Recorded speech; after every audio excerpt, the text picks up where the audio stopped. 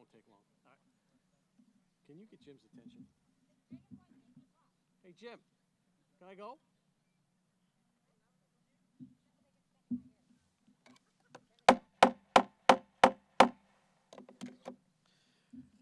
Good afternoon. This is a town meeting, right? We'll never see the likes of this again, so congrats on all of you for being here.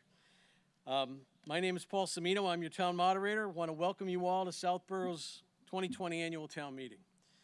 I have been informed by our clerk that a quorum of 100 registered voters is present, and therefore this town meeting will come to order. As your moderator, I'm responsible for the oversight and conduct of this town meeting. I'm pleased to see all of you here, especially if there's any of you out there that are attending town meeting for the first time. What a way to get introduced to this process. I will do my best to honor everybody's commitment to our town's governance by proceeding along as fairly and efficiently as possible.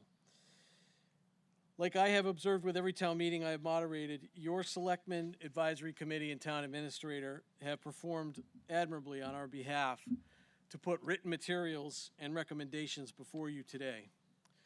Clearly, unlike any other town meeting I think any of us have ever been involved in, the health concerns we are all living through due to the coronavirus meant that tremendous considerations for safety and detailed logistical planning have gone into today's meeting. On the safety side, I'm indebted to the advice of our Board of Health, chaired by Mary Lou Woodford, as well as our Public Safety Chiefs, Police Chief Ken Paulus and Fire Chief Steve Achilles. All of their collective concerns were heard, met, or exceeded in order to conduct this meeting today. And we hope to conclude it in a relatively short time. I'll talk more about that in a bit.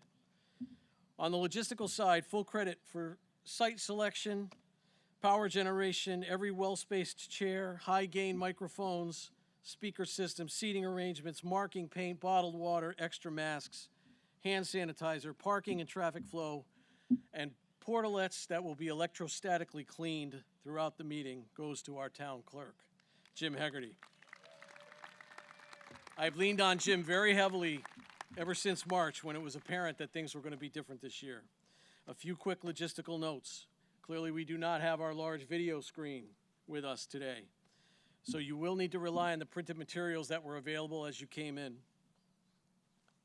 Please ask as many questions as you need. Free bottled water available to anybody who wants it. As I mentioned, the microphones are high-gain mics. You'll notice I'm not standing right up next to mine. Stay outside the orange fence when you go to the mics, and it will hear you. We have an ambulance and duty crew here should any need arise.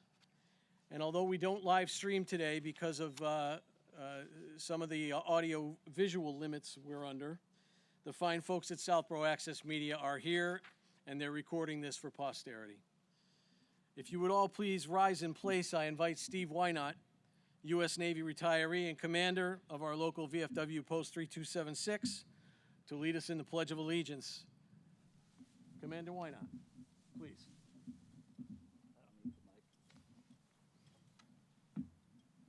Gentlemen, please remove your hats. I pledge allegiance To the flag of the United States of America and to the republic for which it stands, one nation, under God, indivisible, with liberty and justice for all.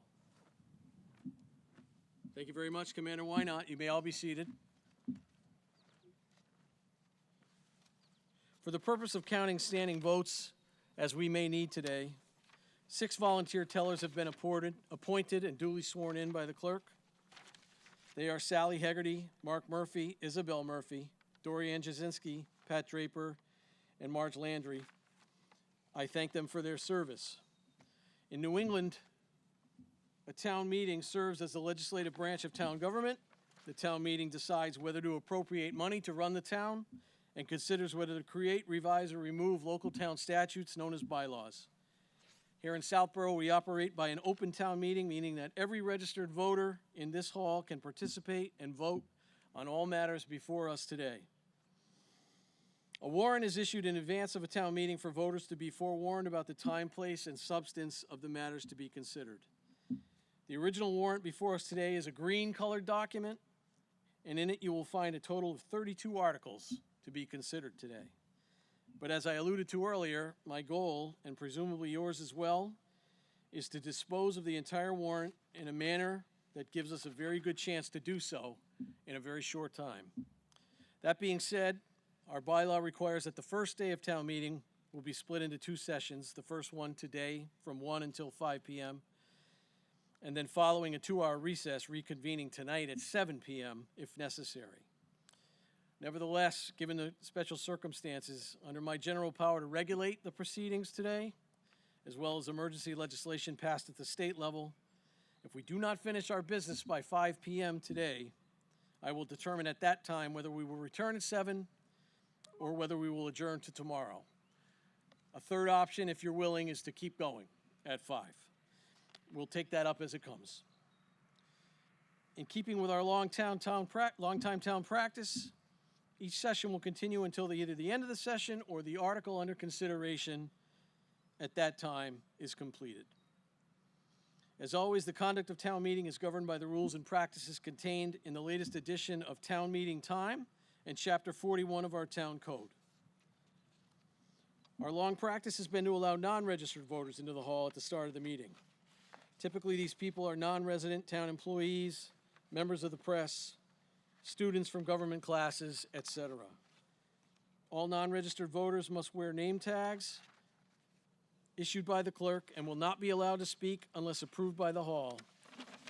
The non-registered voters today are Stephen Achilles, Fire Chief, Emily Amico, Board of Health Nurse, Brian Ballantyne, Treasurer, Amy Berry, Assistant Town Clerk, Sarah Castle, Youth and Family Services Director, Paul Sabelli, Town Assessor, Melissa Danza, Conservation Agent, Tim Davis, Recreation Director, Trevor Dillman from Southborough Access Media, Ryan Donovan, Library Director, Vanessa Hale, Assistant Town Administrator, Karen Galligan, DPW Superintendent, Heidi Krieger, Town Accountant, Tom LaFlamme, IT Manager, Lori Lavoli, Building Commissioner, Pam LaFrancois, Senior Center Director, Greg Martineau, Superintendent of Schools, Marika Munsif Vegting, the EDC Coordinator, John Parent, our Facilities Department Director, Rebecca Pellegrino, Director of Finance for the Regional School District, Paul Pazinski, Board of Health Agent, Mark Purple, our Town Administrator, Terry Underwood, our Southborough Access Media Lead, Mary Lou Woodford, Chair of the Board of Health, Brian Stearns, our Veterans Agent. I'm also told, I don't know if he's still here, but the police chief from the town of Berlin is here because they'll be conducting their town meeting outdoors very soon, like a lot of other towns, and they're here to see how we do it. So far, so good. If there are no objections, we welcome the names of the people. We welcome the people of the names I just read with us today. Do I have the consent of the hall? Please raise your cards. Thank you. Our bylaw requires me to define the bounds of the hall. Today, this entire grassy field, as bounded by the yellow caution tape to my front and right, and the chain link fence to my rear and left, is considered the hall. All must be within those bounds to vote. Please silence your mobile phones if you haven't already. Remember that nobody is permitted to place or take calls within the bounds of the hall. If you need to take a call, please do so from the parking lot. More importantly, on the topic of decorum, our town meeting bylaw does require that speakers confine their comments to the article under consideration and refrain from mentioning anyone by name. I hope it wouldn't be necessary for me to admonish anyone in that regard, and that's all I'll say about that. If you picked up the annual town report on your way in today, which is the thick paper-bound book, on page 4 of it, you could find a list of the 50 individuals in our community who were lost in 2019. Included in that list and subject of the dedication of the annual report, just preceding page 4, is Selectman Brian Schifrin, who many of you knew and who left us much too soon. I urge you to take the time to read those pages, for Brian's years of service to our town was a great example for all of us.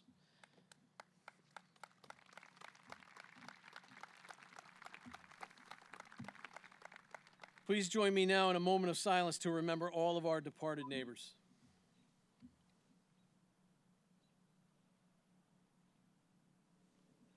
Thank you very much Finally, a few important notes about our parliamentary process today in order to streamline our meeting.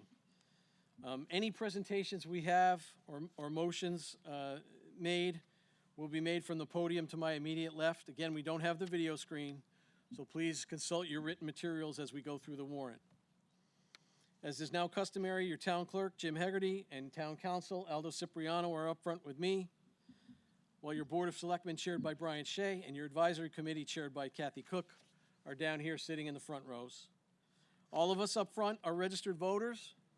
Nevertheless, it's good to remind all of us that the primary and prominent function of town meeting does not occur up front with us. It occurs out there with you, through your questions, debates, and votes. As we proceed through the warrant today, any town meeting member can go to any of the microphones, state their name and address, and then speak to the article or ask a question. Any town officials wishing to join the debate will wait in queue to speak from an article, as do any other voters. All questions should be directed through me. No one may speak until recognized at a microphone by me. This includes calls to move a question. The only exception, of course, are a question of privilege or a point of order. If you wish to raise a point of order, please still come to a microphone to be recognized, especially today. If someone moves a question, I will determine whether there has been adequate discussion and may forestall that motion for the time being.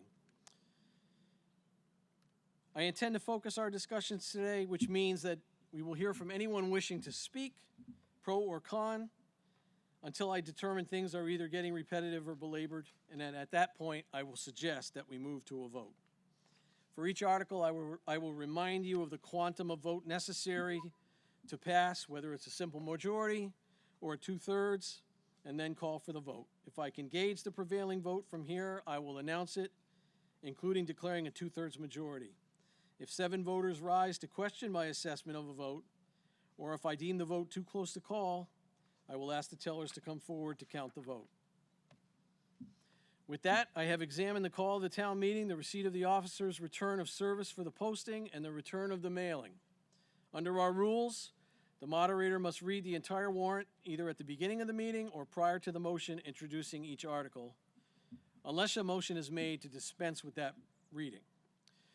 Therefore, do I have a motion to dispense with the reading of the call of the meeting and the officer's return of service, and to waive the reading of the separate articles of the warrant? And is there a second? All in favor?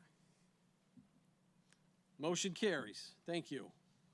Okay, we've now arrived at what is called the consent part of town meeting. This process was new last year and I thought very successfully executed by you. I hope most of you were able to pick up and read the handout on your way into the hall today, a single sheet front and back with the title Consent List for Enactment under Bylaw Section 41-6C. If you weren't able to pick up the handout, don't worry, I will explain. Under our bylaw, the moderator may propose to the hall one or more groups of warrant articles to be considered together as a block, so that several articles that the hall considers routine may be voted at one time. Theoretically, this will save us considerable time for other matters on the warrant. Note that as moderator, I only propose the list, but the hall must approve it. Therefore, before asking for the summary vote, I will go through the list one by one and ask if any voter wishes to hold any of the articles on the proposed consent list. If there is a hold, that article will simply be removed from the group and taken up in the usual course. On the back of the handout is a list of the specific articles that I am proposing to group together today. Again, after we go through the list, what remains of the consent group at the end, hopefully all of it, will be voted on as a single package. I hope that's clear, but please raise your hand or rise if there are any questions about that process. Seeing none. A couple of additional important points. All of the articles on this list, the individual sponsors have consented to the fact that their article is on the list. Implied in our bylaw is that we take these articles out of order. Later, I'll be asking you to take some other articles out of order, and we'll need to vote on that. But our bylaw implies that we are doing that in this case without an additional vote. If there's any doubt whether a particular article should be on the list, please do indeed hold the article. So we'll go through the list now. Anybody wishing to hold any of them, just shout out hold, make sure I hear you, and we'll wait. Article 2, acceptance of donations, the annual acceptance of payments from nonprofits. Article 3 is short-term borrowing, which is an annual authorization to the treasurer for short-term borrowing against anticipated revenue. Article 4 is contracts for services, which is an annual authorization to exceed the 3-year limit that's enshrined in Mass General Law, but capping it at 7 years. Article 11, retiree vacation and sick time. That's annual funding. For this year, it's $28,000 of retiree vacation and sick time. Article 12, insurance deductibles. That's an annual funding. This year, it's $10K for property damage deductibles. Article 13, maintenance fund. Again, annual funding, $100K for facilities maintenance. Article 15, revolving funds, annual authorization of revolving fund spending limits. Article 16 is the CPA administrative article. We didn't have this on the list last year, but at the time I said I would. This year, I think it makes all the sense in the world. It's a required annual allocation of overall CPA funding. Simply splits the CPA funds into different buckets as required by the CPA. Article 17, 84 Main Street bond. This is the annual payment of the debt approved by town meeting for CPA-funded preservation restriction at 84 Main Street. Article 18, library facade bond. Annual payment of the debt approved by town meeting for CPA-funded renovation and restoration of the library facade. And finally, Article 21, tax abatement benefits. This is the adoption of Mass General Law, which increases a property tax abatement benefit for certain residents, including blind, veteran, seniors, and other categories. So I didn't hear any holds as we went through. And seeing or hearing none now, passage of this consent list requires a majority vote. All in favor, please raise your cards. All opposed? That motion carries. Thank you very much. Now, at this point in a typical meeting, we would proceed through the remainder of the warrant, one article at a time, until we complete all of them.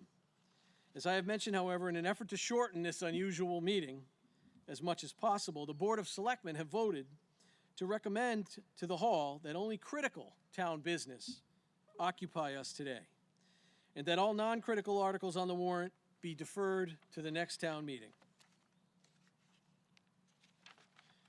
Again, I hope most of you were able to pick up and read the handout on your way into the hall today that's titled Plan for Initial Motion Flow in order to shorten ATM. But once again, I will explain. We just completed part 1 of that document when we passed our consent list. Part 2 of that document is a related series of 4 motions that, taken together, will implement the will of the Hall to defer all of our non-critical business to the next meeting. In summary, the 4 motions are as follows. The first motion accomplishes taking up the non-critical articles out of order. The second motion temporarily suspends the rule that each article must be considered individually and allows us to consider the listed articles as a group. The third and fourth motions together defer all of that group to the next meeting. The third motion specifically defers 3 zoning-related articles by referring them back to the planning board. When we get to that, I'll explain why that's separately done. The fourth motion defers the remainder of the group via indefinite postponement. Finally, before we proceed with this motion ballet, please note 3 things. Each and every proponent of the articles on this list that we are hopefully about to defer has consented to such deferral. The Board of Selectmen has unanimously voted to place all of these articles on the next town meeting warrant. So defeating them today through this process does not preclude that, as Selectmen control the contents of the warrant. And finally, Town Council has reviewed the sequence and he has approved it for parliamentary purposes. With that, I will pause, call for any questions at all about this next piece of our meeting.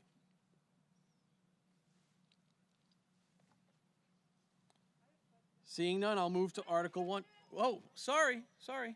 Please go to the mic. Thank you. No problem. Thank you. My question is, will any of the warrants that are as written here change by the time they get to the following fall town meeting? If necessary, I'll have Mr. Shea speak to that if he disagrees with my answer. But the answer is no, and specifically that they will come to the next town meeting warrant word by word by word as is. Mr. Shea, do you want to speak to that?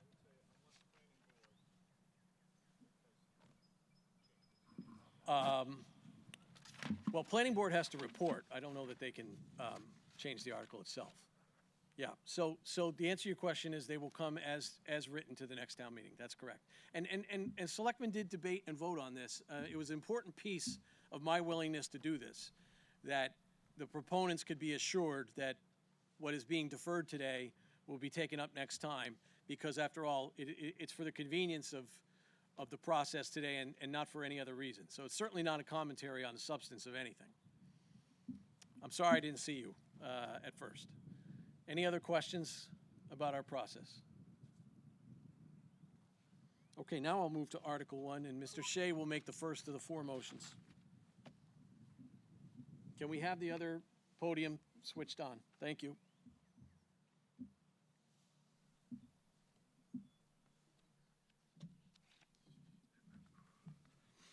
Mr. Moderator, I move to reorder the consideration of articles contained in the warrant, specifically by advancing the following articles for consideration at this time. Articles 19, 20, 22, 23, 24, 25, 26, 27, 28, 29, 30, 31, and 32. Does that receive a second? It does. So under section 41-9 of our bylaw, normally we must take articles up in the order that they are printed. This motion will allow us to consider these articles out of order and dispose of them with the rest of the process we're about to embark on. It requires a majority vote. All in favor of considering these articles out of order, please raise your cards. All opposed? Motion passes. Mr. Shea.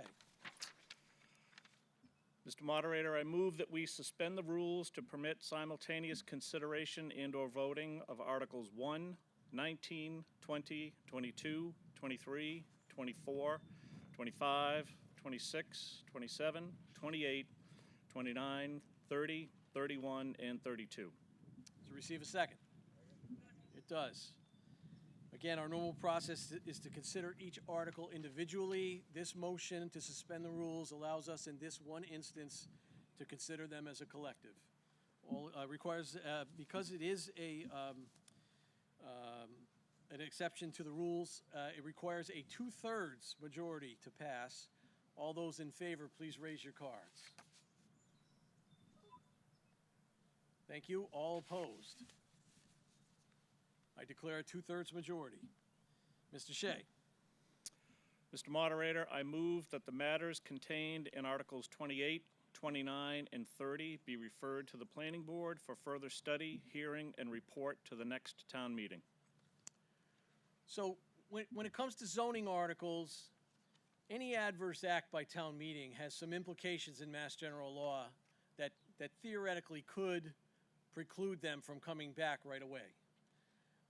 In order to avoid any question about that, we're going to dispose of these separately from the rest by referring them back to the planning board. That's not considered an adverse action. And so this motion to refer is intended for that purpose, and that's why we do it separately. It requires a second, which we have, and a majority vote. All those in favor, please raise your cards. Thank you. All those opposed? Motion carries. Finally, Mr. Shea. Mr. Moderator, I move that the matters contained in Articles 1, 19, 20, 22, 23, 24, 25, 26, 27, 31, and 32 be postponed indefinitely. Does that receive a second? Okay, indefinite postponement disposes of the articles for this town meeting. Again, I stress that all of these articles have been, has been committed to a unanimous vote of the selectmen to bring these articles back as they are on the next town meeting warrant. This requires a majority vote to approve. All those in favor, please raise your cards. Thank you. All those opposed? That motion carries. Thank you, Mr. Shea. Very well done. We now have, in just that short amount of time, only 7 articles left to finish this town meeting out of the original 32. And so now we will move to Article 5. Thank you. Ms. Rosenblum.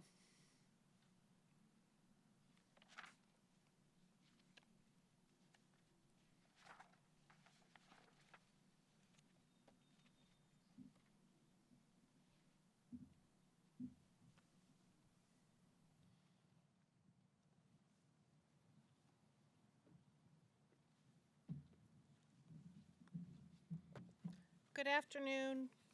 Betsy Rosenblum, 5 Strawberry Hill Road, Chair of the Personnel Board. It's nice to see you all. I move Article 5 as printed in the warrant. Okay, the article receives a second. Ms. Rosenblum. This is the Personnel Bylaw entitled the Salary Administration Plan. The Personnel Board, of which I am the chair, is responsible for administering the Personnel Bylaw on behalf of the taxpayers and for the benefit of the taxpayers and the SAP employees. The SAP employees are your town employees who are not covered by an employment contract or a collective bargaining agreement. For those of you who want to know more about Personnel Board, page 17 in the town report has our annual report, and there are 2 handouts out front. What you see in the warrant is the personnel bylaw that will go into effect on July 1st, 2021, if approved today. And there's an explanation, a handout of the changes. And for those who want to see what came in, what came out and what went in, the track changes version. Betsy, you said 2021. You mean July 1, 2020? Oh, yeah. Yeah. Sorry, I'm just so focused on a better year. Yeah. Next year. Well, no, she gets a pass. It's fiscal 21. Fiscal Starts July 21. 1. Thank you, Mr. Moderator. This is not my first town meeting. However, my hat is making its debut. So the hat got a little confused. I don't have a formal presentation. All right, question or comment about Article 5? Yes. Please, name and address, please. Regina McAuliffe, 5 General Henry Knox Road. You're saying that the changes are in the list. Normally, we take the time to go through that. So, Betsy, I expect you to tell us kind of any changes that were significant that were made on this, please. Certainly. They're summarized in the blue handout. If everybody got a copy of.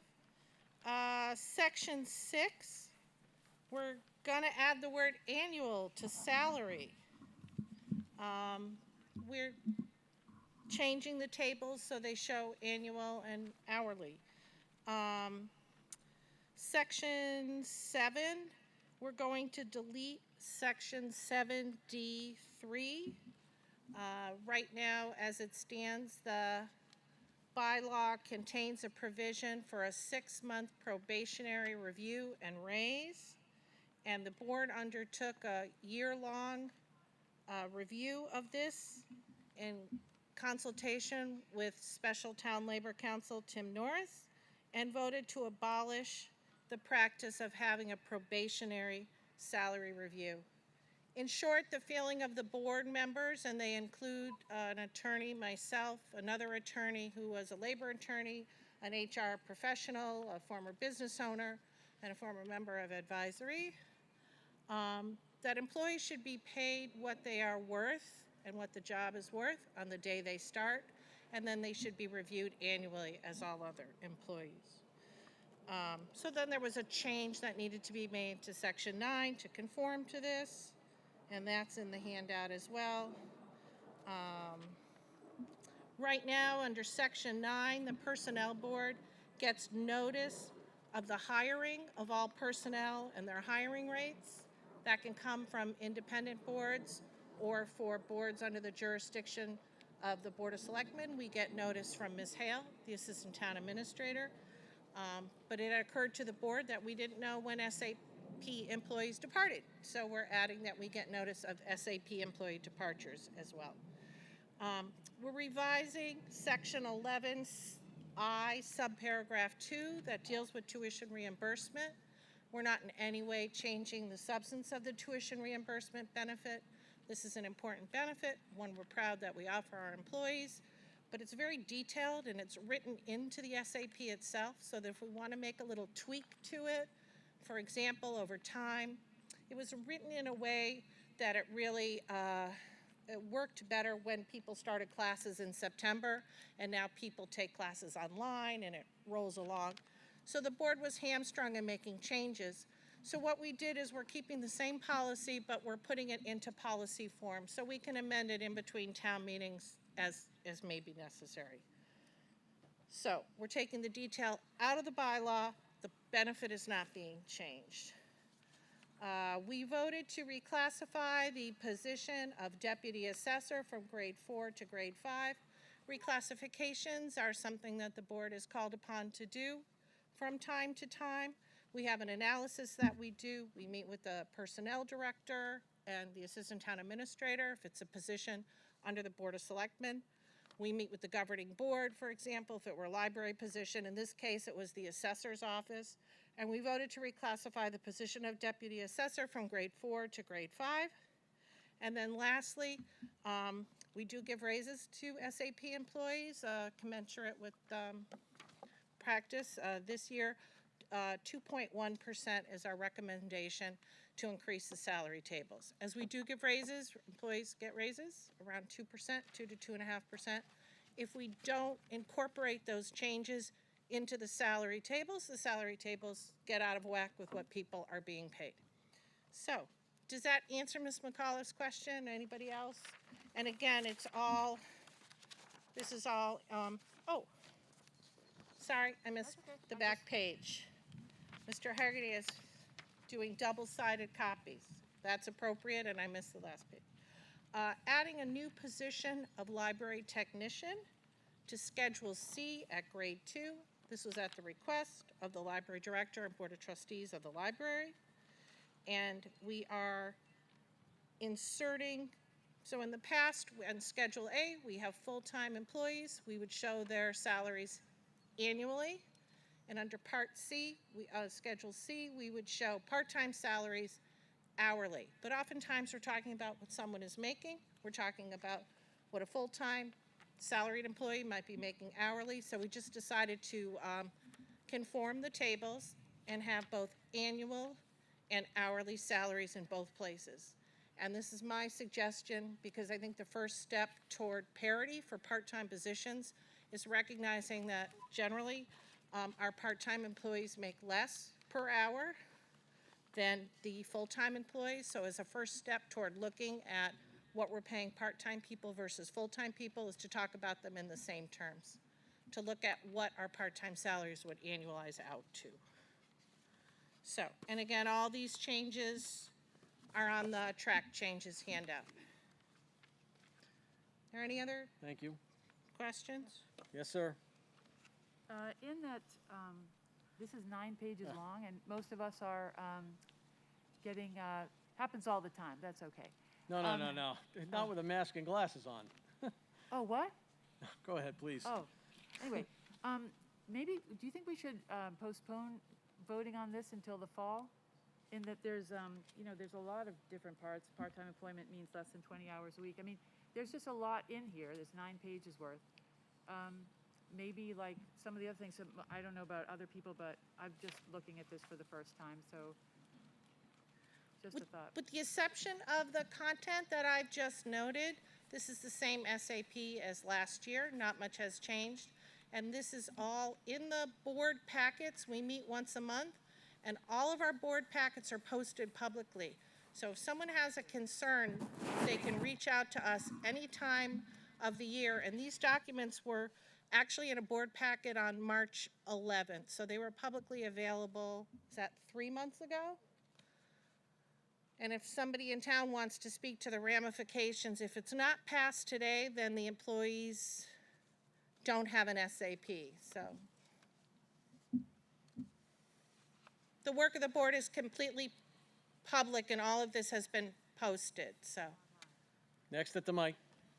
Marguerite Landry, 134 Deerfoot, and I'm also the chair of the Southborough Library Board of Trustees. I'm going to urge the passage of this article today. It's long overdue. We have positions that need to be adjusted, and this will do it for us. Thank you. I certainly appreciate those who have concerns about the documents, but this is presented at town meeting every year, so anyone who has concerns about what's coming with the SAP can reach out prior to town meeting, or just check our monthly board packets. They're posted on the town website, or contact town hall and say, how do I learn about what's coming up? And they were also posted online prior to town meeting by the IT department. Okay, any other comment or question on Article 5? Okay, this is a general bylaw change, so it requires a majority vote. All those in favor, please raise your cards. All opposed? Motion carries. Thank Article you. 6. Thank Mr. you, ladies and Stivers. gentlemen, for your time. Thank you, Mr. Moderator.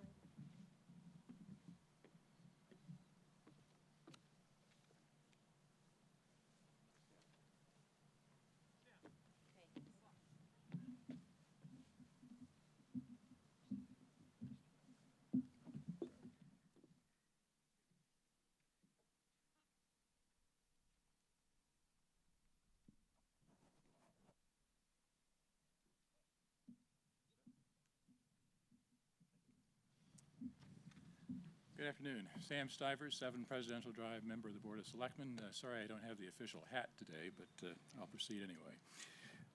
I move that the town vote to rescind the amount of $3 million, which represents authorized but unissued debt of the town, originally appropriated for acquiring real estate from St. Mark's School of Southborough, Inc., and the construction of a public safety facility approved by a vote of town meeting under Article 1 on March 8, 2017.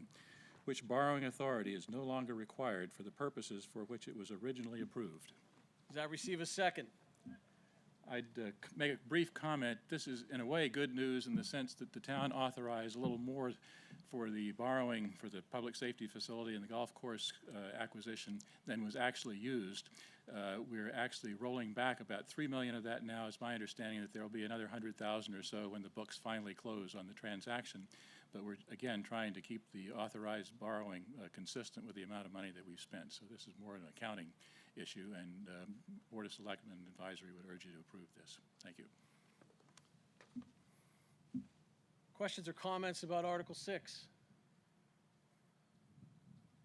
All right, normally borrowing-related authorizations require a 2/3 vote. This is a vote to rescind borrowing authority, and there's authority for only a simple majority to pass this article. All those in favor of Article 6, please raise your cards. All opposed? Motion carries. Article 7, operating budget, Ms. Brascio.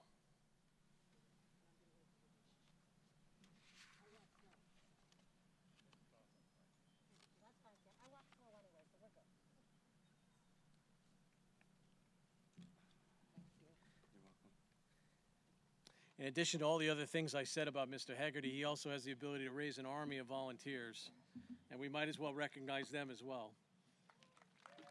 Thank you.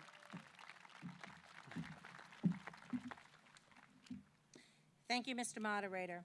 I move the town raise a sum of money not to exceed the sum of $30,527 as may be necessary for the town's use and make appropriations of the same. Transfer from the cemetery perpetual care, $25,000. Transfer from free cash, $1,878,069. Transfer from overlay reserve, $262,954.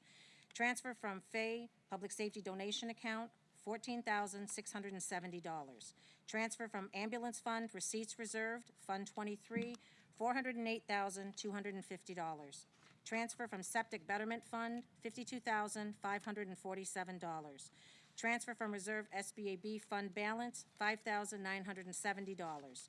Transfer from Water Enterprise Fund, $160,847. Transfer from Fund 2261-911 Revolving, $40,000.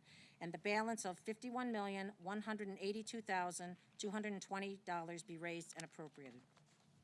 Does that receive a second? Yes, it does. Ms. Braccio? Thank you, Mr. Moderator. The budget that we are going to be voting on and discussing is in the handout. It is adjusted from the green warrant. The motion I just made on the budget was very different from the one that would have been made at town meeting on March 28th. But today is a very different time from then, which was less than 3 months ago, but to many of us seems a lot longer than that. This pandemic has caused us to reevaluate where we are and where we are going. I don't think anyone really has any certainty about what lies ahead, how deep the financial wounds inflicted on our businesses and our residents, how fast or slow the recovery will be. The budget as presented is our best estimate based on the information we have right now. We fully realize that this budget could require further adjustments in the fall as more information from the state becomes available and as we get a clearer picture on the lifespan of the pandemic and its lingering impact. The budget as presented does add to some of the departments that have seen the most impact from the pandemic, public safety and our social services. Unfortunately, you cannot make additions without subtractions in this environment, so cuts in other areas were necessary in order to achieve a balance that resulted in a minimal tax increase. We relied on the guidance of the departments who understood their services better than anyone to make cuts that would have the least impact to the public. I commend them for their input on drafting this revised and responsible budget. And thanks to the advisory committee and our finance team for working in the spirit of collaboration and commitment with the Board of Selectmen to bring a budget under 1% with less than a $25 increase per quarter for the average taxpayer. Thank you, Ms. Braccio. Before we launch into our budget process, I've been informed that I've already told you there's bottled water to be had for anybody who may want it. If you raise your hand and make yourself known, the volunteers will bring it to you, FYI. There has been an updated budget handout. It's called Article 7 with updates since March 2020, a multi-page document that I hope you picked up on the way in. Article 7 has been updated since March for many good reasons, and there are some changes to the amounts on several line items. And so as we go through the budget lines, we're not going to refer to the green warrant, we're going to refer to this update document. As we go through each line item, if anybody wishes to hold and discuss any particular line item, please shout out as best you can, hold, and we will wait and talk about that at the end. For line items that are not held, we will vote those as a group, as is our practice going back, for decades. Any questions about the budget review process before we get started? Once again, Regina McCall, 5 General Henry Knox. I've been coming to town meetings for many, many, many years. I'm very used to going to the town hall and getting this report before any of this happens, so I'm well advised of it. I do look at Southborough News to see what's going on, and I am used to all those booklets being out front every time we have a town meeting.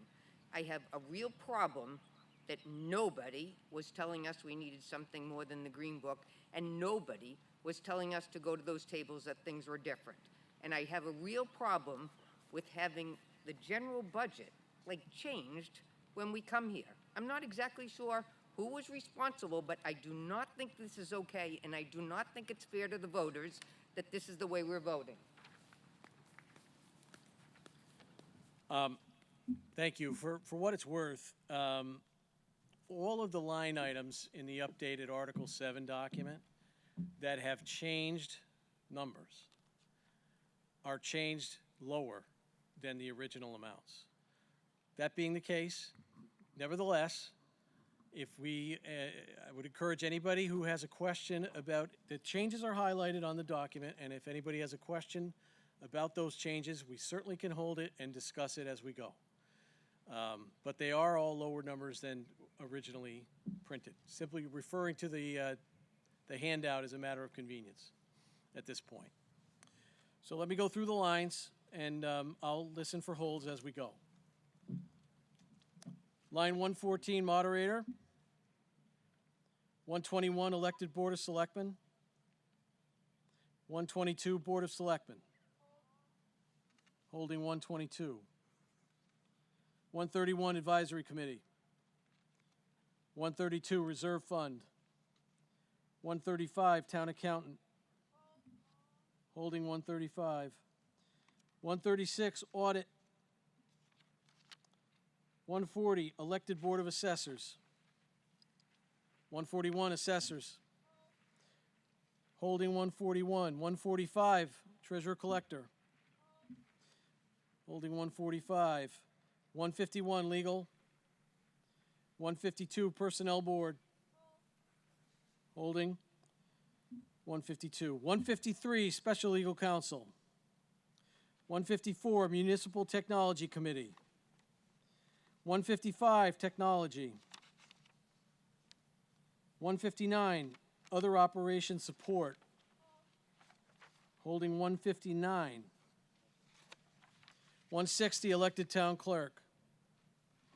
161, Town Clerk. 171, Conservation Commission. Holding 171. 175, Planning Board. 176, Zoning Board of Appeals. 177, Open Space. 182, Economic Development Committee.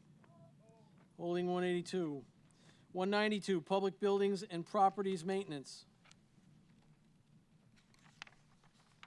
193, Public Accessibility Committee. 210, Police Department. 220, Fire Department. 241, Building Department. 291, Civil Defense. 292, Animal Control Officer and Animal Inspector. 400 and 420, Department of Public Works. 510, Elected Board of Health. 512, Board of Health. 541, Council on Aging. 542, Youth Commission. Holding 542. 543, Veteran Services. 610, Library. 630, Recreation Commission. 691, Historical Commission. 692, Memorial Day.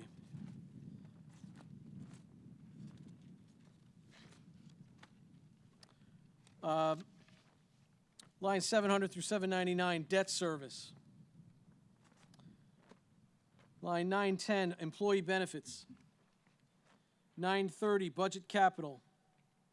941, Court Judgments.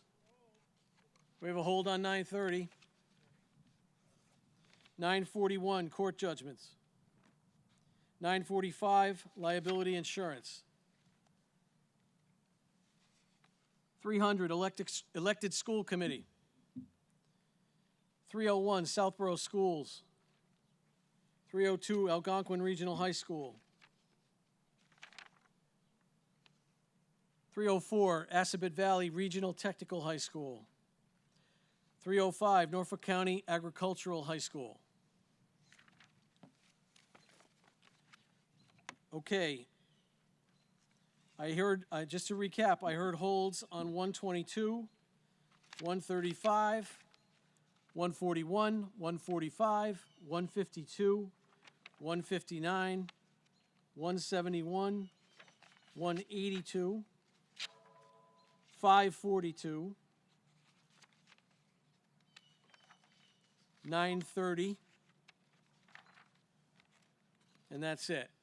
Have I missed or misnoted any holds? Okay. Before we get then to the discussion of those items, the remaining non-held articles are subject to a majority vote and passage at this time. Any comments or questions about any of the non-held articles? If not, all those in favor of the non-held articles requires a majority vote. Please raise your cards. Thank you. All opposed? Thank you. We'll move to line 122, Board of Selectmen. Whoever made the hold, please come to the mic. Hello, Renee Murphy, 120 Main Street. I'm just curious why we can't maintain a flat budget. What's driving the additional expense?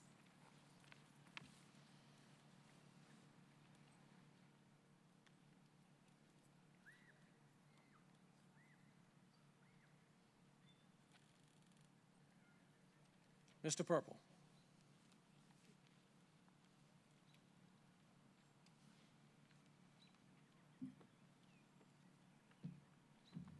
Mark Purple, Town Administrator. Most of the increases that are in the Selectmen's budget are contractual increases. There are two cuts that are in that budget. One is a reduction in the hours for the administrative assistant position, and the other is a reduction in EAP services that we did have. We now get through our insurance company, so there was a little bit of a redundancy. So that has been eliminated, but any increases that are in that budget are contractual. Again, as a follow-up to that, being relatively new to town processes, I guess my question is, how do we sign up for commitment of contractual increases going forward, but then ask the town to vote on it? Maybe my question wasn't clear. I heard someone say what. My question is, if we sign a contract that commits to annual increases, does that mean at the time we're approving it in advance? And if that's the case, then why are we voting on it now? Town Council, you want to handle that one? Pardon? Yeah, come on up here.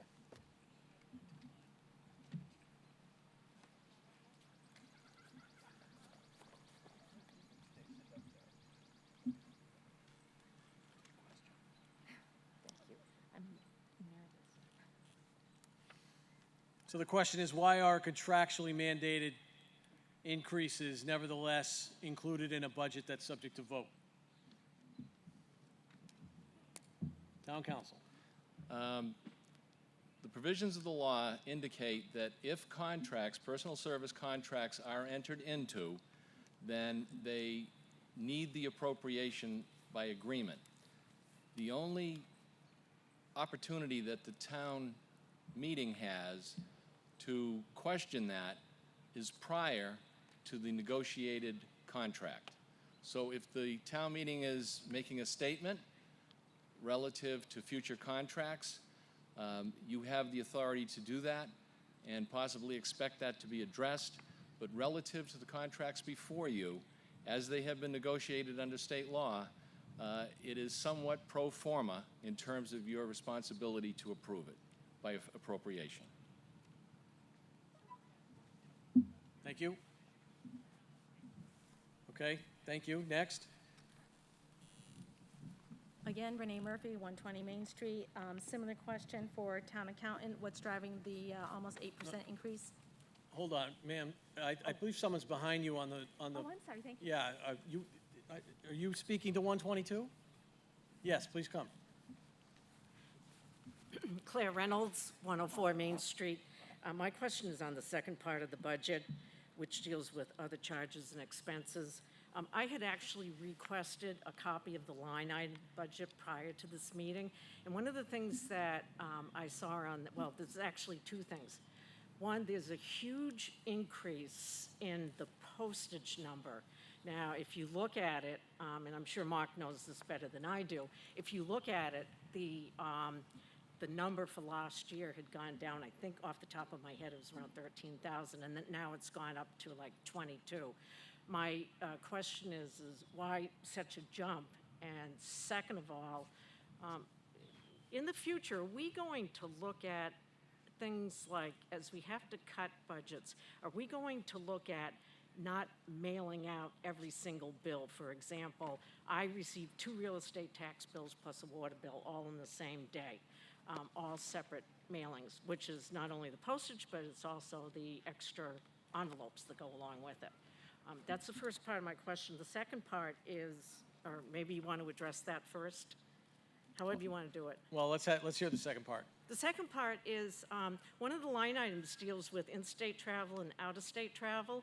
And at the time when all of these, I'm assuming that's to go to conventions. So at a time when all of these conventions now are going virtual, probably starting as of the 1st of March this year, and probably won't be happening until somewhere mid fiscal 21. I can't imagine that these conventions or conferences or whatever they are. So why the increase in out-of-state travel and in-state travel number? Or one is an increase, one's a flat number, but why not a decrease? Thank you. Okay, Mr. Purple? Questions about postage and mailing practices and travel budgets? Thank you, Mr. Moderator. So the first piece on the postage, I was trying to get the finance director to come up because you mentioned tax bills. That's exactly what that's for. Most of that is used for the tax bill mailings that happen, and that number was cut back too far last year. So the number that was increased was actually closer to what is being spent. So that answers that piece. The second piece, with regards to the travel and the conferences, when the departments undertook the exercises to try and reduce their budgets down, one of the guidelines that they were given is make cuts that you can live with, not only for fiscal 21 upcoming, but maybe for fiscal 22 and maybe even for fiscal 23. Now, it's obviously going to be important for us to continue to train and to make sure that our employees get proper certifications and things that they need to do their jobs. I don't foresee that, hopefully, that we're going to be able to, in future fiscal years, continue to go to meetings and conferences and travel for that. I agree with the speaker that this is going to be something that very highly doubt that we're going to be spending, this fiscal year.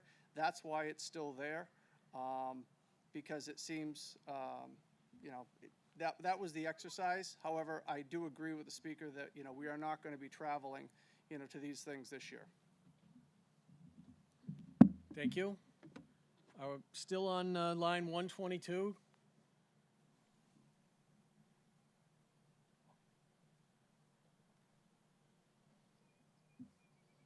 Okay, seeing no other questions or comments about line 122, this requires a majority vote.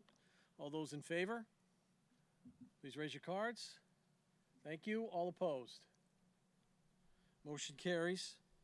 Line 135, Town Accountant.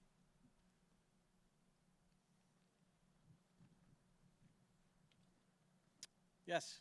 Hi, Renee Murphy, 120 Main Street. Again, similar question to the other, what's driving the increase? It's a proposed 7.9% increase.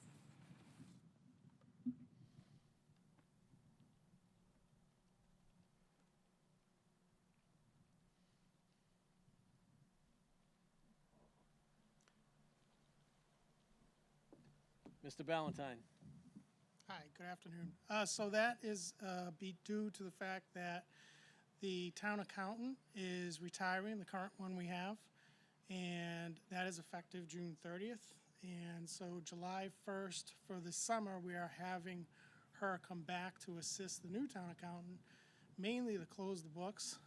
It's sort of a timing requirement with the audit and the DOR, so she's just going to come back for a few weeks just to help that. That's primarily what it is. Thank you. Any other comment or question on line 135? All right, seeing none, requires a majority vote. All in favor, please raise your cards. Thank you. All opposed? That carries. Line 141, assessors. Yes.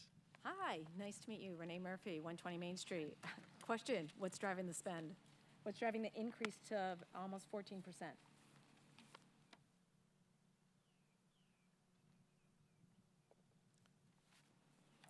Paul Sabelli, Town Assessor. Wow, that's loud. Every 5 years, all assessing departments throughout the state have to go through a certification, which is basically a Department of Revenue audit. This year, we got a couple of curveballs thrown at us late. We had 2 additional requirements on personal property. We outsource personal property to our consultant. One of them is to appraise 4 utility companies that we have called 504 use code. Those are approximately $2,000 each. That's about $8,000. And the additional funds are used. The Department of Revenue wanted us to go out and visit all personal property locations for a full measure and list. If you remember, we all do this on your residential homes, but they required us to do them all in one shot for this certification. So in order to get certified, we need the additional funds to get this done. Thank you. All right. No other comment and question on line 141. Requires a majority vote. All in favor, please raise your cards.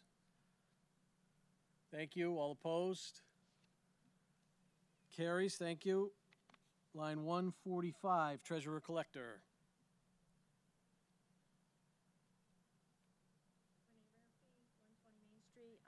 There's a 12.47% increase. Curious what's driving the additional increase.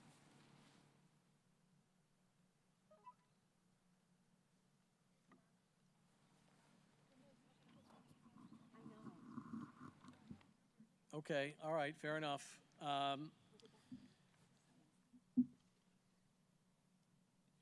So the figures that you, ma'am, the figures that you just referenced are coming in the original March green handout. The updated one that we alluded to earlier shows a, if I'm reading it correctly, a 2.1% increase. So clearly there's been some adjustment there. But nevertheless, can we speak to it, please? And you guys up front, you've heard what's being held, so let's be ready.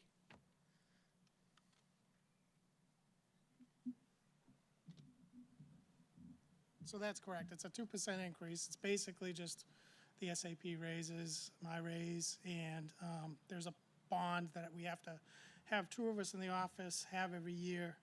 And they used to do 3 years, and now they're every year. So it compounded this year a little bit. It's not a lot of money, but that's what it is, basically.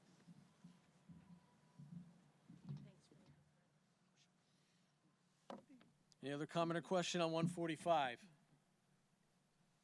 Requires a majority vote. All in favor, please raise your cards. Thank you. All opposed? Thank you. Line 152, Personnel Board. Betsy Rosenblum, 5 Strawberry Hill Road. Hold on. Let's have the person who held it speak to it. Sorry. Absolutely. Thank you, Mr. Murray. That's okay. Go Renee ahead. Murphy, 120 Main, and I apologize, did not get the updated white version, so I don't know if it's different, but here it has the budget of a 33.86% increase. I'm curious what was driving it. Ms. Rosenblum. According to the handout, it's a 32.04, subject to Board of Selectmen's request. We did lower it. So the increase in the personnel budget is statutorily driven. According to the bylaw, which you have, and this hasn't changed from year to year, we are obligated under Section 16E to do a quadrennial review every 4 years. So we call it quadrennial review of the entire salary structure.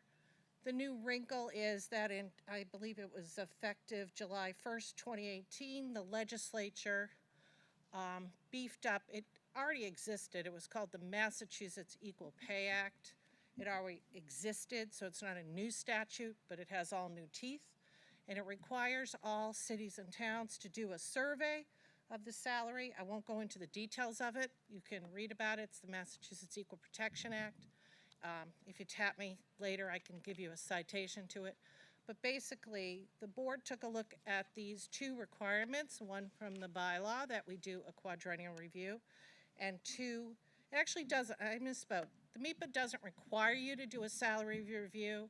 What it says is if you're not paying people equally, you can be sued. But if you do a salary survey according to the statute and you jump through the right hoops, that is a defense to a claim that may be made. So no one's suggesting we don't do equal pay, but it's the first time the town will be doing a salary survey. So not having any idea what a MEPA review would look like, we really couldn't get any details. The consultants couldn't tell us. The Personnel Board budgeted extra money for legal and consulting fees for your MEPA review to be done in conjunction with your quadrennial review. We will be more than happy to return those fees to the taxpayers, but we erred on the side of caution and we wanted to make sure that we had the money in our budget to do what is required to keep the town on the right side of the law. And you have my assurance and that of my board that if the monies are unspent, they will not be spent in any other manner. We have members of our board who feel very strongly about this. Some of them are here today, I think. And the money will be returned to the town coffers if it is not needed for the consulting and legal fees. Thank you. Anything else on line 152? Requires a majority vote. All in favor, please raise your cards. Thank you. All opposed? That carries. Line 159, other operation support. Yes. Renee Murphy, 120 Main Street, 26.63 spend. Curious what's driving that spend.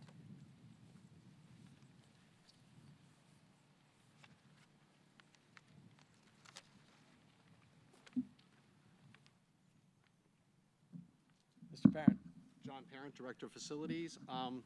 As you may be aware, we have a new public safety complex which has added substantially larger amount of square footage to the building inventory within town. When you have a new building, it is designed in certain ways with energy recovery systems and other operational features which do require more energy on occasion to provide safe working environments and living environments for our firefighters and police officers. For example, currently we're running at 0% recycled air. We're using 100% outside air to ensure such things, and these numbers are based on engineering estimates for the next year. Basically, it's pretty much straightforward. We've got to run the numbers that it's estimated that it's going to cost.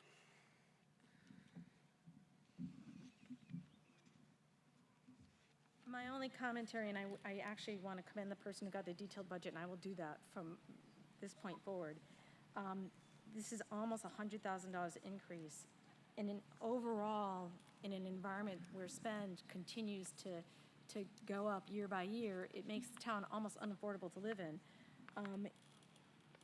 It just seems, and I appreciate that you're anticipating unknown spend. This is maybe the third or fourth time I'm hearing budget items that are either not known to not be needed this year, but planned on just in case, but in future years we'll forget this conversation. So it alarms me, the frequency of the items that are not known spend, because there are a lot of known spend items. That's my only commentary.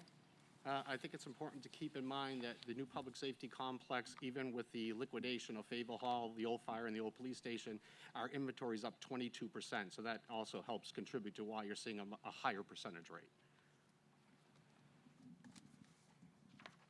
Thank you.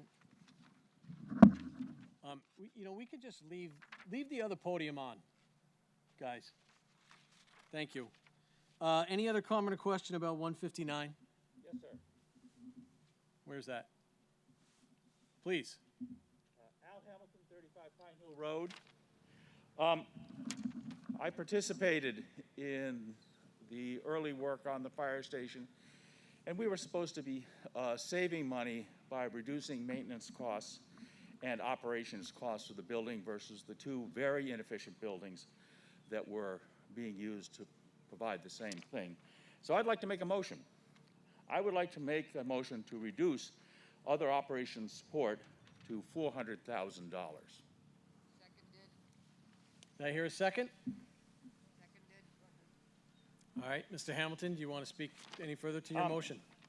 We've had the other speaker, I'm sorry, I don't know her, has been quite eloquent on the subject of the need to control our costs, and I thought I would afford the town meeting the opportunity to speak clearly on this subject. Thank you.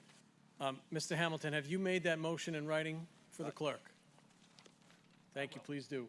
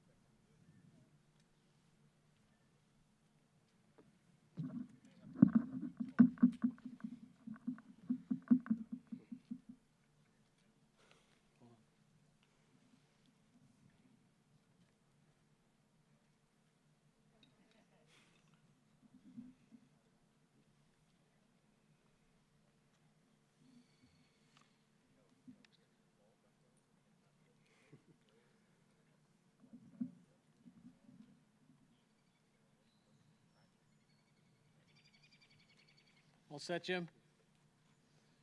All right, so the motion's been made to reduce line item 159 to $400,000. It's received a second. Mr. Parent, you want to speak to that, please? It's important to point out that when you're talking about an energy budget, you're talking about bills that pretty much have to be paid. The numbers that you were given are numbers that truly represent what we estimate this is going to cost. If these numbers are changed downwards and you run out of money, we still have to pay the energy bills. You're going to have electric bills and you're going to have gas bills, and they need to be paid, as well as your heating oil bills. I would strongly urge that we keep the numbers as they were presented in the estimates. Thank you. Yes, sir, here at the mic. Jason Melanowski, 1 William Cleary Lane, served as the chair on the Public Safety Building Committee. I tend to agree with Mr. Hamilton on this. I'm actually pretty disturbed that this was not brought for consultation before our committee to validate these numbers. I think it's beyond energy. I think it also goes into the cleaning services in the building as well. Well, Mr. Hamilton and I disagreed on a few things in the public safety building. We actually got to the right number, as you saw in the prior article.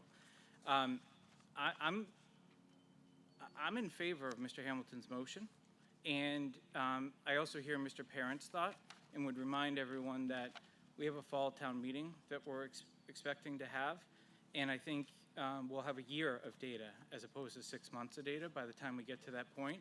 And if there really is a concern with how the building is trending or how it's being used, then I think there should be a presentation back to town meeting of why we're seeing that. I do agree it's greater square footage. There should be some items there, but those were also woefully inefficient buildings that we handed off to St. Mark's as part of the deal. So I would err on the side of Mr. Hamilton's motion and urge town meeting to reassess a greater amount in the fall if the town feels like we're running in a shortfall. Thank you. Chris Hagan, 120 Main. Similar point is that if the town approved a building to be more efficient and it's not, who is held accountable for that? Because now we're told that we have to pay it, there's nothing we can do, the bills come in and we turn the light off. So we built a new building. Is it LEED certified? This building is not. So we built a brand new building not LEED certified, and it's now operating more inefficiently than the old building. Is it more per square foot? I don't have that dollar figure with me at the moment. But if I recall, when I ran the numbers, it was actually very close or a little better. Please do not hold me to that without But that wasn't it number supposed to be a currently. lot better? I can only give you what the estimates from the engineers are. Until we have a full cycle, they are estimates from engineers who are specialists in this. And given the current situation where we are operating this building for COVID, I have every reason to believe that we could realistically hit these numbers.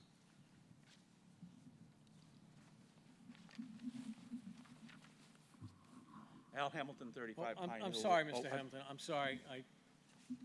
Somebody's first chance, and then we'll come back to you. Regina McCall, 5 General Henry Knox. Mr. Parent, you've been with us for several years. You know these buildings. Just like everyone that's sitting here in this lawn has learned to cut corners in their home, the town's going to have to learn how to cut corners. This might be one new building to you, but the rest of them you know. And then you have the other issue that people aren't even working in the offices. I don't understand how you can think that this $55,000 that's being taken away from you is going to make you exceed your budget. And if that's the case, maybe you aren't doing something correct, and maybe you need to think about how you're asking the people in the buildings to live. Actually, in regards to the buildings not being used, we have turned off air conditioning and heating systems throughout the periods when they weren't being used. We are being very proactive in that.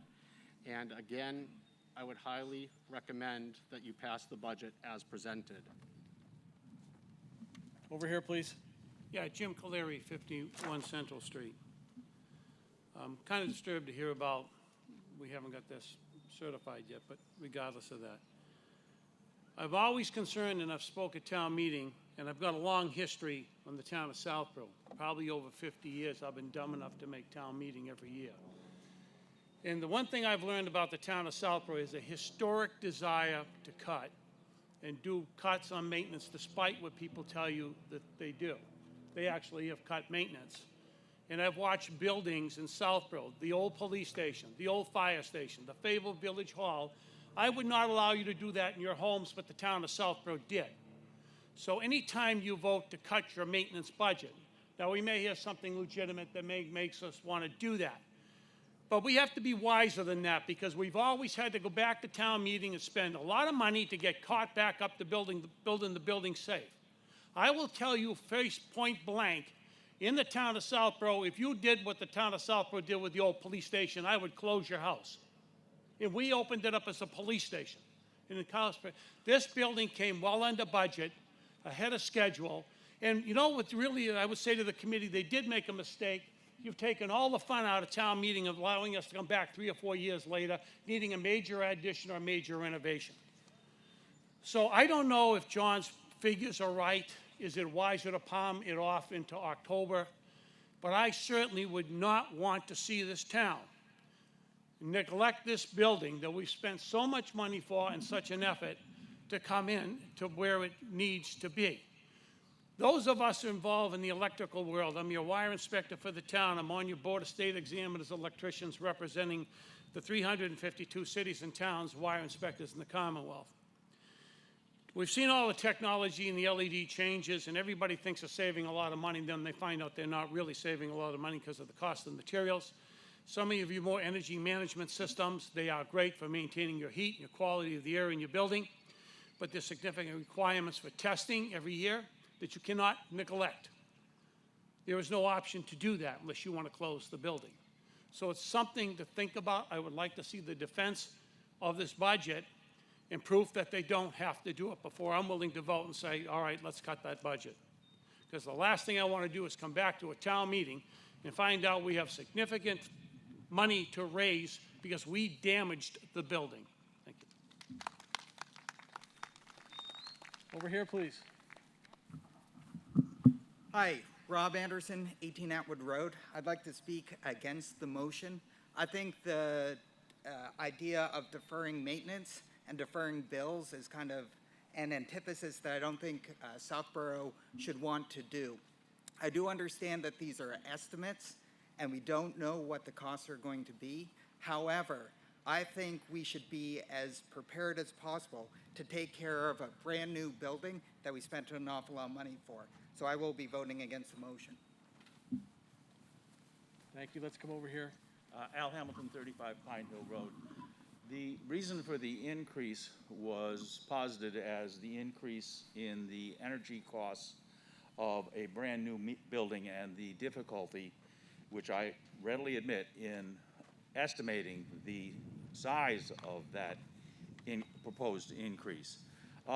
When we have an unusual and unforeseen expense, we do have a reserve fund, which is managed by the advisory committee.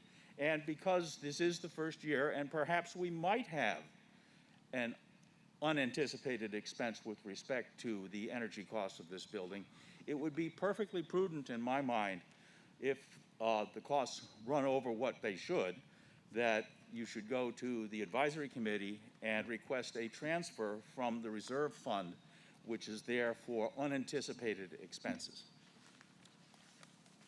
Thank you. Over here, please. Chris Cahagan, 120 Main Street. Again, I'll have to disagree that Southborough underinvests.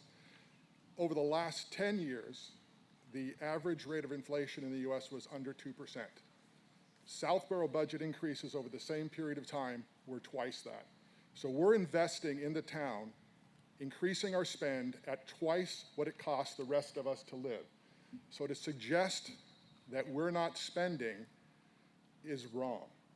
I think we're not doing a good job in managing how we spend. The rest of us have learned to live on average with 2% increases personally. Why can't the town do that as well?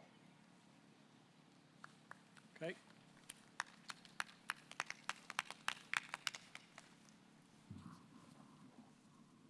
Yes. Mike Moore, 63 Deerfoot Road. The one thing that I think I hear everyone saying is we need more data before we can estimate accurately what the operating costs should be.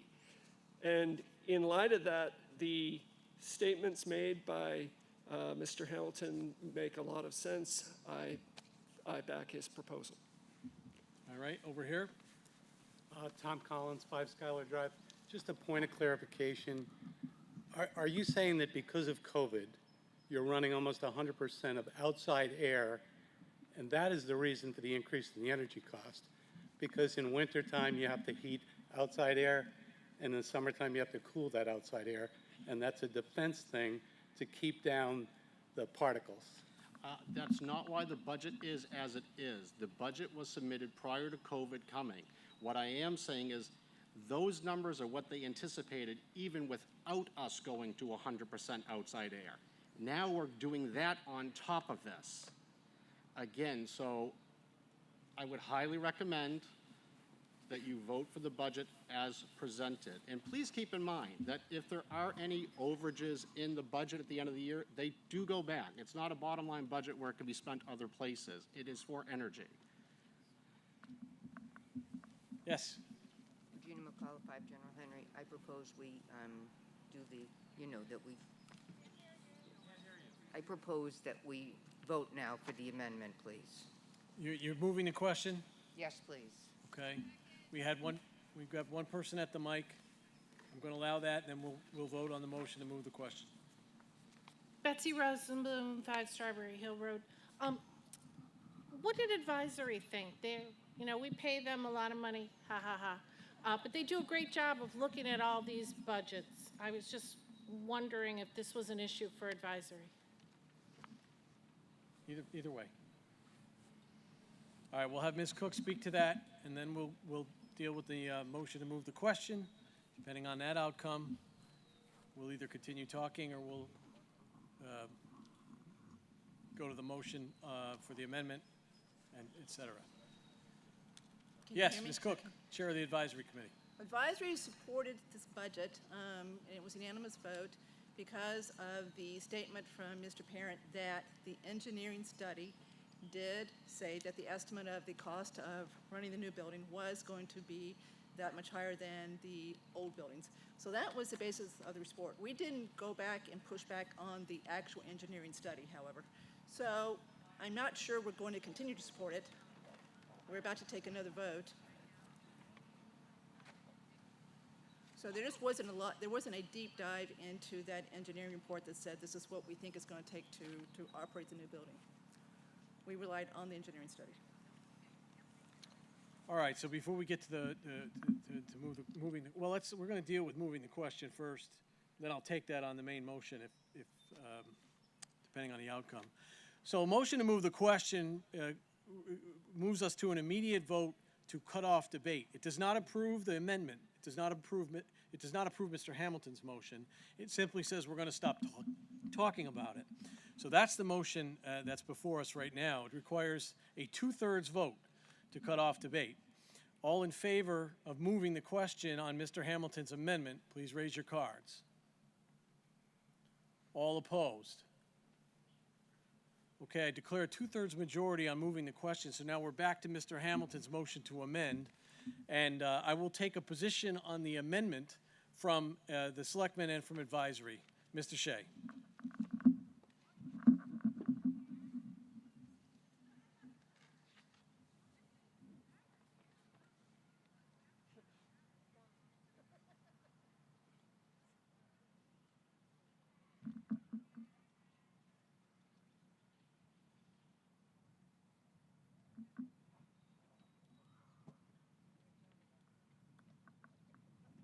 The Selectmen oppose the amendment and urge passage of the amount that as was prepared by our Facilities Director and is in the warrant.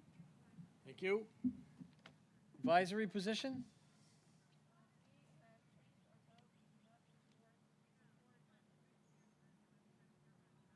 Is there a numbers on that? Unanimous? Okay. Well, I heard her. I'll announce it. So advisory is supporting Mr. Hamilton's amendment. 5 in support, 1 opposed. All right. So now we will move to the vote on Mr. Hamilton's amendment. It requires a majority vote. All in favor of the amendment to reduce the line item to $400,000, please raise your cards. Thank you. All opposed to the amendment, please raise your cards. We'll look again, Jim. Get the tellers ready. Let's have all in favor of the amendment. Please raise your cards. Thank you. All opposed? Okay, the amendment fails. Well, 7 people have to request a count if I declare. If you can get 7 of your neighbors quickly. I think that's more than 7. Let's have the tellers count.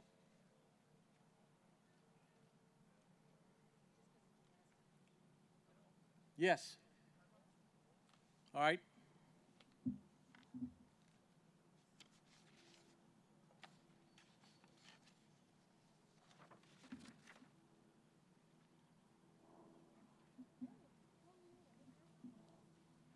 Tellers, please come forward.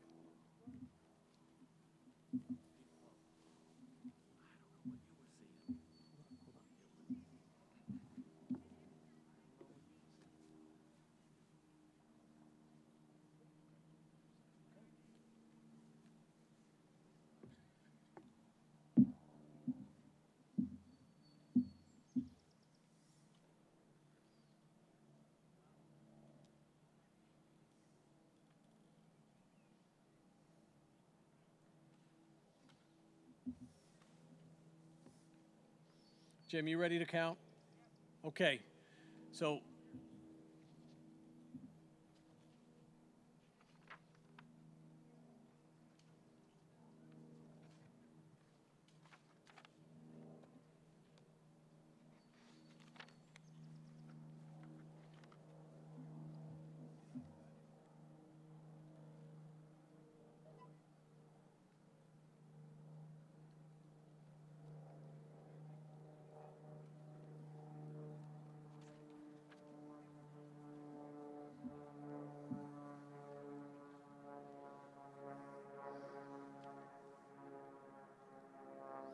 Okay, all in favor of Mr. Hamilton's motion to reduce the line item to 400,000, please raise your cards and keep them up so the tellers have a chance to count. Your arm gets tired, switch hands, but we do need you to keep it up. Yeah, Betsy, you could, there, okay.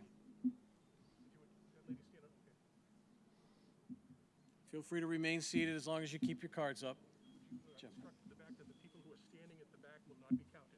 You have to be in a chair. Well, I didn't announce that at the beginning. I just said you had to be inside the tape. Okay.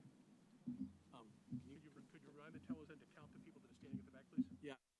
Make sure you count the people standing in the back as well, as long as they're inside the tape line. Thanks. It's okay.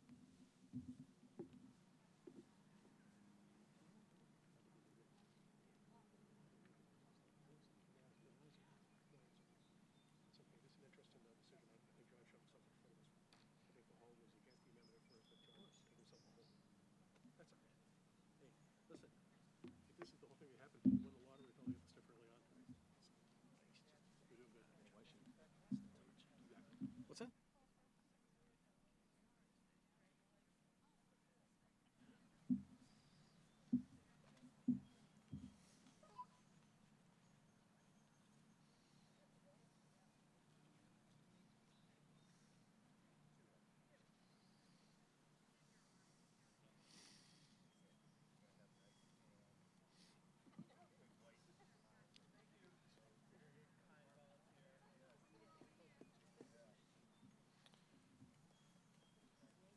All right, if you could, those in favor can lower their cards. I'm going to hold off. The tellers are going to report their numbers, and then we'll count the opposed.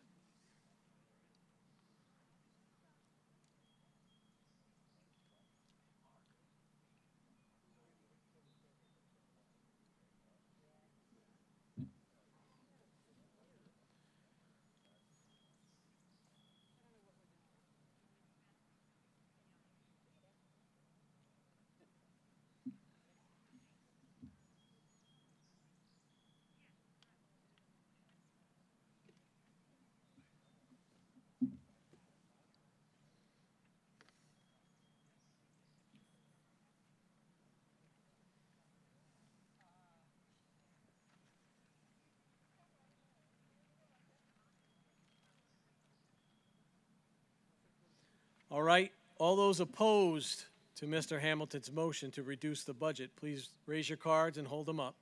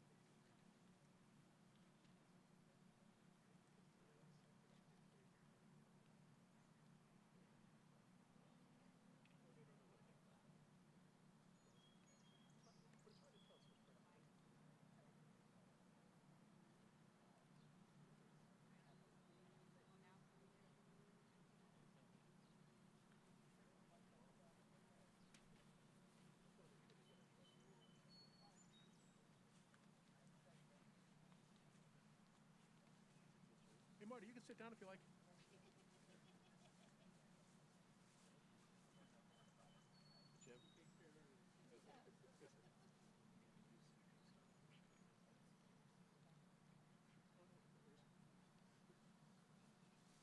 Dorian, did you get the folks way over the side? Yes, sir. Wonderful, okay.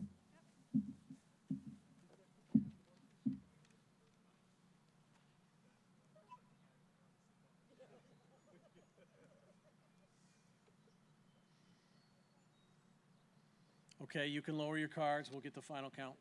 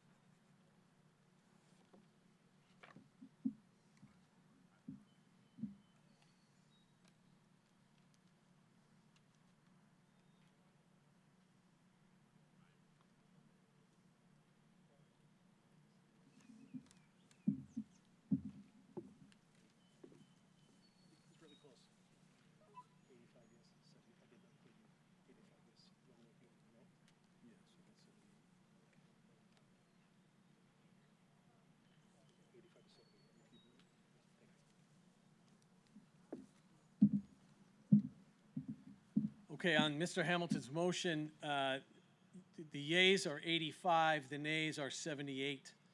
So the motion does carry.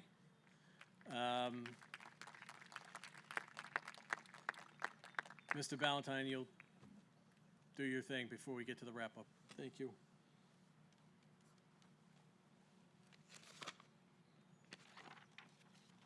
Line 171, Conservation Commission.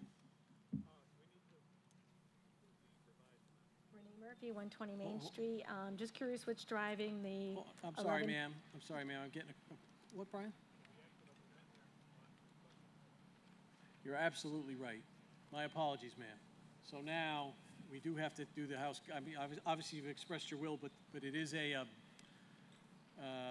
necessary formality that we actually vote the line item in the reduced amount. So, all those in favor of the $400,000 line item for 159, please signify by raising your cards.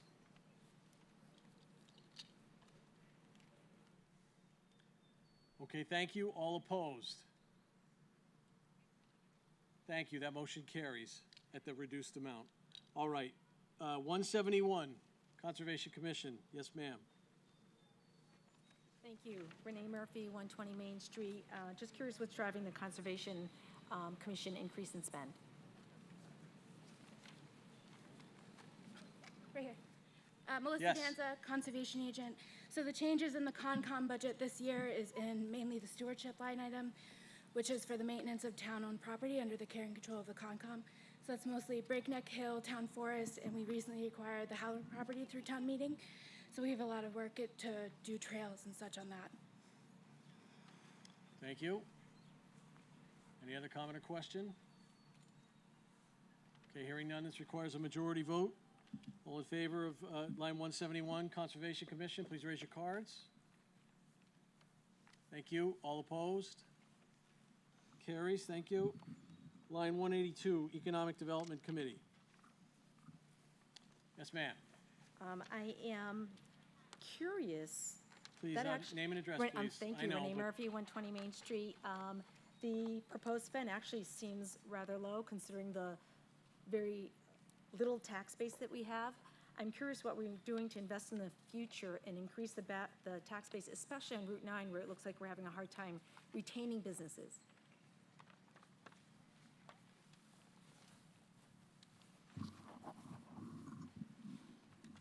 Yes.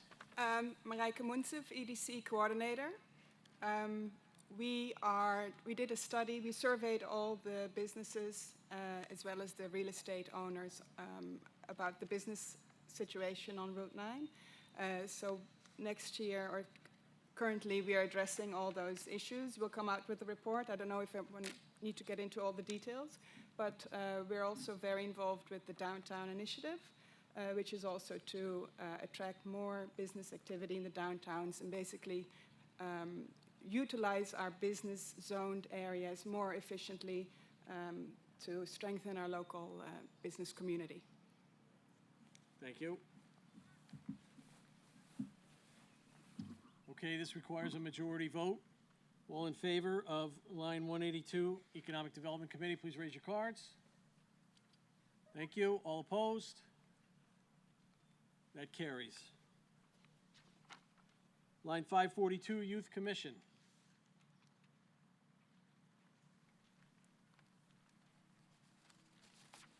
Youth Commission, Renee Murphy, 120 Main Street. Youth Commission is a proposed 30%-ish, 29.69% increase. Curious what's driving that increase.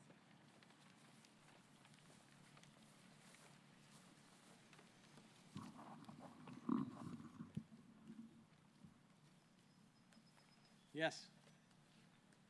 Hi, Sarah Castle, Director of Southborough Youth and Family Services. A lot of our services are confidential in nature, so many may not know what we do. We provide mental health support, substance abuse prevention programs, need-based services, social support programs for the community. And along with our board, several years ago, we did a study to try to determine how we could more efficiently meet the need of the community. For lack of a better way to say it, we have been struggling to meet the needs of the community and stay responsive. And we are asking for the addition of an administrative assistant to help us with the operations of the department, to streamline our communications, to streamline our responsiveness to the community, and to assist the clinical staff that we have so that we can actually provide the services that we've been hired to do. Okay, thank you. Yes, another comment? Marguerite Landry, 134 Deerfoot. I'm also on the Youth and Family Services Board, the Youth Commission. I'm very much in support of this increase. It's to get a person to be able to answer the phone when someone calls in an emergency situation is a lot of it, because right now there's very low coverage because the people who are working in the youth and families right now are often out in the field dealing with emergencies. And we have plenty of emergencies in Southborough. So I'm very much in support of this budget. Thank you. Okay, this requires a majority vote.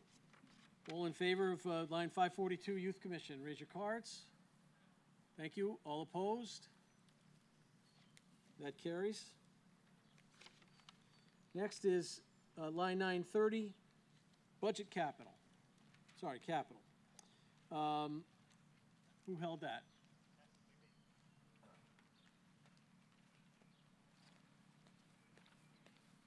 Yes. Mr. Moderator, Michael Weisson, 189 Corderville Road. I just have a quick question. Have we looked into leasing these vehicles, specifically the vehicle for the police chief? I'm sure he needs the vehicle, but I'm wondering why we're not leasing these cars. I see we approved squad cars last year. There's been a lot of research that police departments have really saved a lot of money by these specialty leasing arrangements. Enterprise Rental, for instance, now rents squad cars. Just wondering if that was explored. And my other question is the line item for tasering. I'm wondering if this really sends a very bad message in the light of recent events that we are spending $10,000, on new tasers.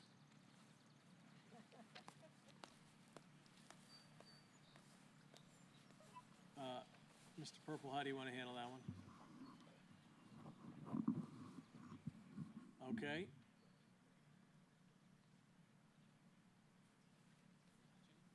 Is he here?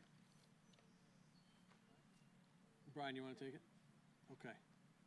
Mr. Ballantyne will speak to the first part of the question regarding leasing of vehicles. Go ahead. So yes, we do look at leases occasionally for vehicles and some other items. Actually, the tasers is actually on a lease program, and the chief can speak to that, obviously.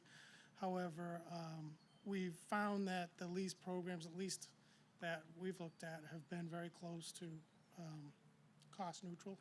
So we'll continue to look, though. It's a valid point, and we're actually going to look at leases for some larger capital, too, in the future. So, yes, we will do that, most assuredly.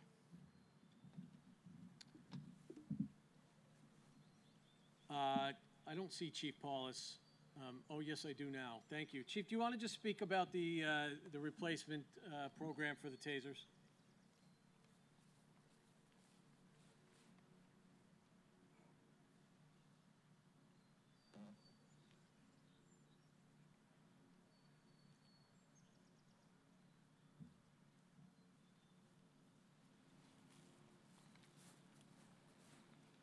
The TASER program works out quite well.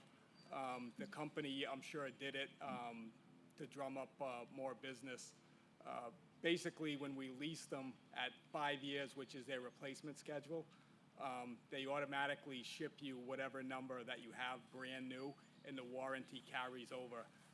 Anything happens to these devices, if they were not on lease, you have to package them up, you have to ship them back. It ended up costing a lot of time and money, and then we don't have spares.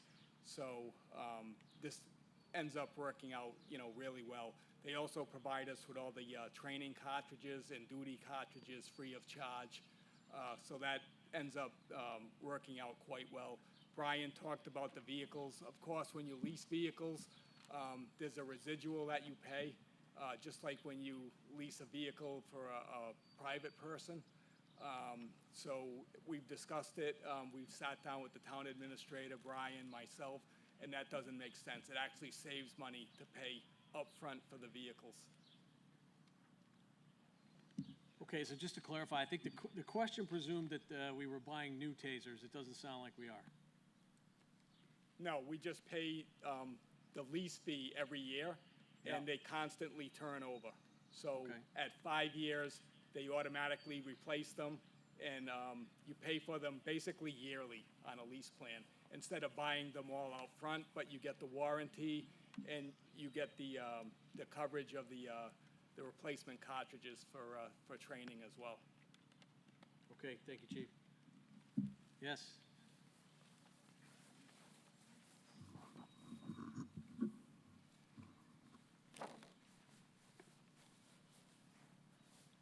I'm Eileen Richmond, 11 Parmenter in Southborough, and I just want to say that while nobody likes the idea of a taser, I think we have to consider that if someone has a taser, he might not have to shoot as an alternative. So tasing someone is preferable to shooting someone. And if you're talking about a situation where you're trying to contain somebody who's violent, the person who's tased lives, generally speaking. So I'd just like to speak in favor of that alternative in case anyone isn't considering that as a important part of the situation. Okay, thank you. Yes? Jason Malinowski, 1 William Cleary Lane, in chair of the Capital Planning Committee. To respond to the item specific to lease versus buy, we've been in existence for about a month and a half, and it is something that we plan to have a formal recommendation on before something is actually purchased, but given the mileage on the chief's vehicle and the replacement vehicle that it's replacing, we thought it was prudent that this moved forward now, and was the reason why we delayed other vehicles for future consideration so we could further analyze this question. Yes? Al Hamilton, 35 Pine Hill Road. If these are in fact leased, then this is not a capital expenditure. This is really this item really should appear in an operating budget. I'll very reluctantly support it this year, but if this is a lease payment, this is an operating budget, not a capital expense.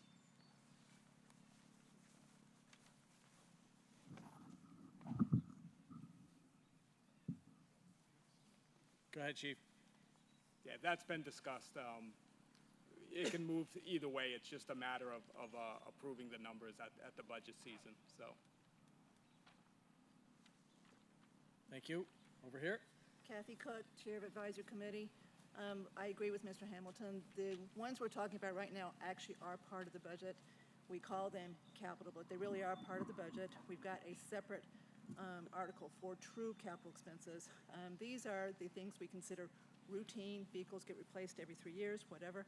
So it really is part of the budget. So we really have two parts. One is budget, one is capital, where we do them through a separate warrant article. Okay, and just to save the question then, Ms. Cook, wherever it appears this year, it only appears once, correct? Yes? Yes, thank you. Okay. Okay, this requires a majority vote. All in favor of line 930, please raise your cards. Thank you. All opposed? That carries. Mr. Valentine, do you need some time, or are we ready to wrap up?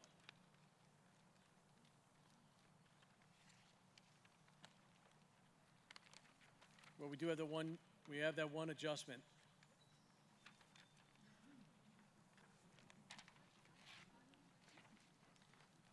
Okay, so what we do, once we go through the entire budget is we have one final wrap-up article that pulls it all together and accounts for any changes that have been made. Obviously, we made one change today. So Ms. Brascio will make that motion. It requires a majority vote, and then we will move on to Article 8. Ms. Brascio. Thank you, Mr. Moderator. I move that the town raise a sum of money not to exceed the sum of $53,974,799 necessary for the town's use and make appropriations of the same. Transfer from the Cemetery Perpetual Care, $25,000.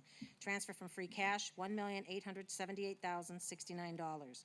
Transfer from Overlay Reserve, $262,954. Transfer from Fay Public Safety Donation Account, $14,670. Transfer from Ambulance Fund, Receipts Reserved, Fund 23, $408,250.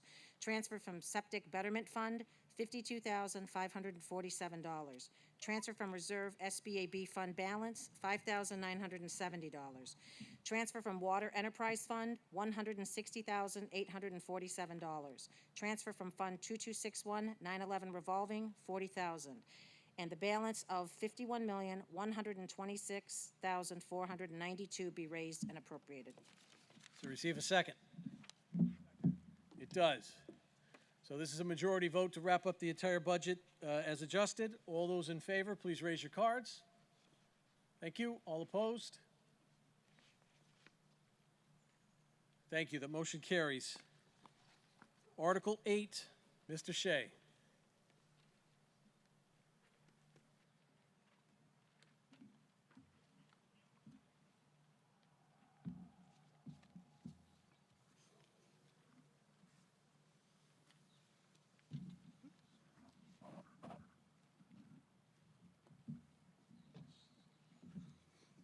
Mr. Moderator, I move that $2,179,845 be appropriated for the Water Enterprise Fund, and that $160,847 be included in appropriations from the general fund for indirect costs and be allocated to the Water Enterprise Fund, and that $2,340,692 be raised as follows.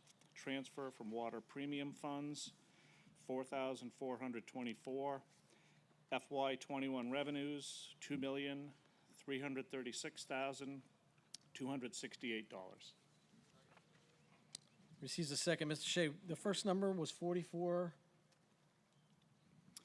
For the transfer from water premium Yes. funds? $4,424.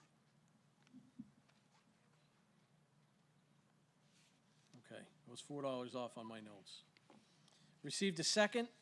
Any comment or question, Mr. Shea?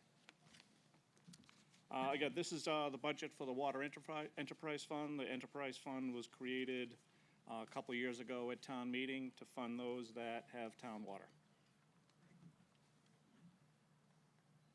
All right, requires a majority vote. All in favor of Article 8, please raise your cards. All opposed? Motion carries.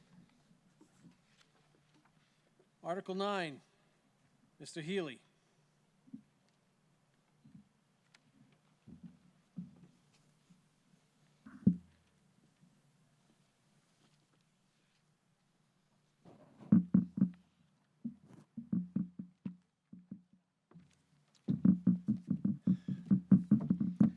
Thank you, Mr. Moderator.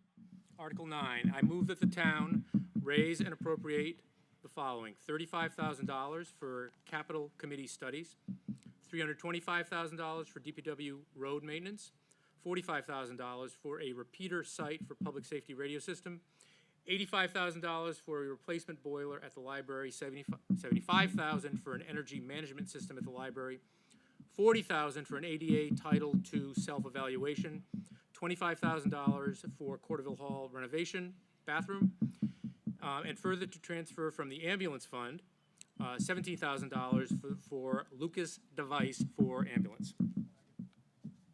Receives a second, Mr. Healy. The in some respects, Hold on, Marty. I think your mic stand is banging against.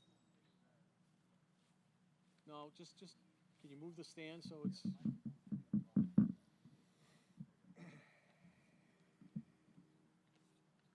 I actually don't even need the microphone, but Please do. actually, the first item in the list kind of explains all the others.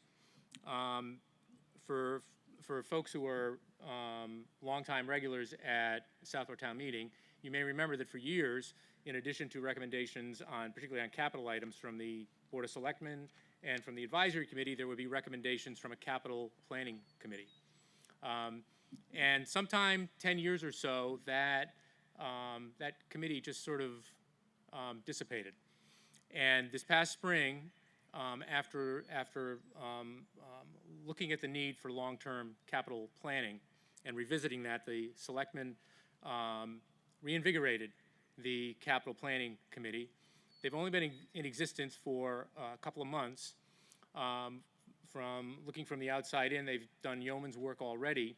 And they went through an evaluation of the capital items that were needed in their evaluation for fiscal year 21, keeping in mind that there is likely to be, is planned to be, a special town meeting sometime in the fall. So for that $35,000 that I mentioned first is for capital committee studies. Again, the idea being to have a more structured view of how we are identifying and spending and funding various capital items. The ones that remain included in Article 9, a couple were dropped out that were in the original March 28th green pamphlet. The items that are included in Article 9 are ones that, in the determination of the Capital Planning Committee, and they made a reasonable case to the Board of Selectmen and apparently advisory as well, that these are items that should be funded at our annual town meeting, and other items can be revisited in the fall. Okay, comments or questions on Article 9? Right over here, yes, sir. Chris Gahagan, 120 Main Street.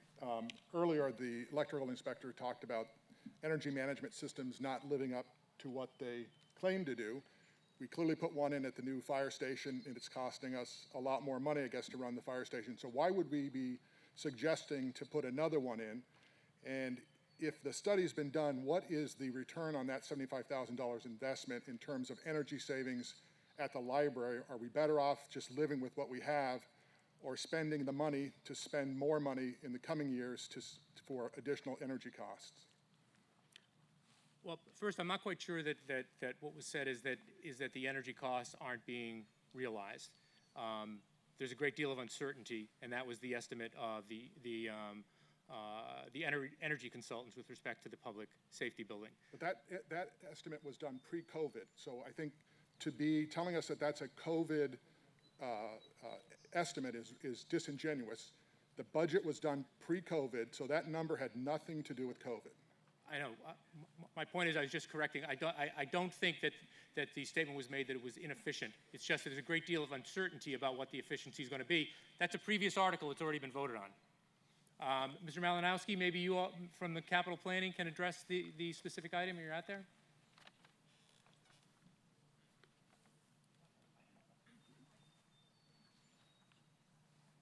Doing my job. You. What? I said you're doing my job. Mr. Healy, I would defer this one to Mr. Parent on in terms of what studies were actually performed. But just in terms of the level of support that existed from the Capital Committee and other committees that did vote on this, my understanding is that system is basically ancient and long overdue, and due to the pending winter, if we delayed it to the fall for further consideration, we would be in a situation where we wouldn't be able to execute on some of that work. I don't know if Mr. Parent has anything he wants to add, or if that answers the resident's question. Mr. Parent indicates you got it. Let's go to the next comment. And Mr. Parent, you could come up front if you need to. Go ahead. Regina McAuliffe again. I feel sort of stupid, but why are we putting a bathroom in Corderville Hall? It's sort of silly, over $25,000, but I just don't get it. What does that mean? Can somebody tell me why we're spending that money and what it's going to do in the long run? Mr. Smino? Can you speak to that? Oh, I can speak to it, but I suspect somebody from the senior center may want to speak to it as well. Go right ahead. Yeah, we had lengthy hearings at the Board of Selectmen level about exactly what to do with renovations and improvements at Corderville Hall. And Corderville Hall obviously is a prime spot for our senior community, provides terrific services there, and quite frankly, it is under-resourced, that's the way I'll put it, in terms of restroom facilities. So it is simply to make it more civilized and more livable for the seniors who are using that facility every day. Thank you. You're next, sir. Yeah, Jim Caleri, 51 Central Street, Wire Inspector for the town. Just to make sure everybody understands my comment. Energy management systems do work. There's a maintenance associated to it. If you look at our historic old buildings, how the air systems and energy management systems, was energy management of the past, which didn't exist. Heating systems didn't work in a lot of rooms. Air conditioning didn't work in a lot of rooms. Air quality wasn't that great. With the new modern systems, with all the computer-driven software, all that stuff needs maintenance. There are additional maintenance costs. If you looked at, I know the argument over the public safety building is a dead issue at this point. We've decided that. But if you go back and what fires me up on about the police and fire and the lack of the heating system that didn't work in the fire station, the air conditioning and heating system, that was a disaster in the old public safety building. Of course they ran cheap because they didn't work. Today with the modern systems, yeah, the air quality is 100% different than what was of the past, even 10 years ago. We're seeing that. And so we will see maintenance costs, increased costs. You have to be careful when you look at these type of projects. Yeah, you want to save money. We all do. Trust me, I'm a taxpayer, a lifelong taxpayer of this community. But on the other hand, we need systems that work and that are clean. And so when you see these projects come before you, the amount of money come before you for these type of things, these are changes that are long-term. And we see improvements in actually the quality of life within a building. And that's far more important to me than what we were talking about with the public safety building, clearly. You can't compare the energy cost in that those two buildings to what we got today. You can't compare the air quality at all, the life quality of the building, the longevity of the equipment, and the quality of the management, how it works. But there's a cost to anything. We all put in new systems. I put in fire alarm systems for years. When we enhance the system, there are sometimes maintenance cost increases from just programming and dividing things out when it's needed. Hopefully that clarifies that everybody understands. I am not opposed to energy management systems. Thank you. But I understand them. Thank you. Right over here. Renee Murphy, 120 Main Street. I want to thank that gentleman for his comments on explaining energy management systems because I was wondering what they were for, and he explained it very well in light of the old buildings and the new building. And in an old building that is running inefficient, it might send heat to places where it was not reaching. I get it. But I don't want to assume that the prior answer regarding the spend relates. So it might, but here's my question. It has here a library replacement boiler, and it also has an energy management system. So is that because, as this gentleman had stated, that this will more efficiently move the heat to different parts of the library, and that's the challenge? Marty, can you speak to that? Yeah, John, come on up, please. I could speak to it, but not with any level of competence.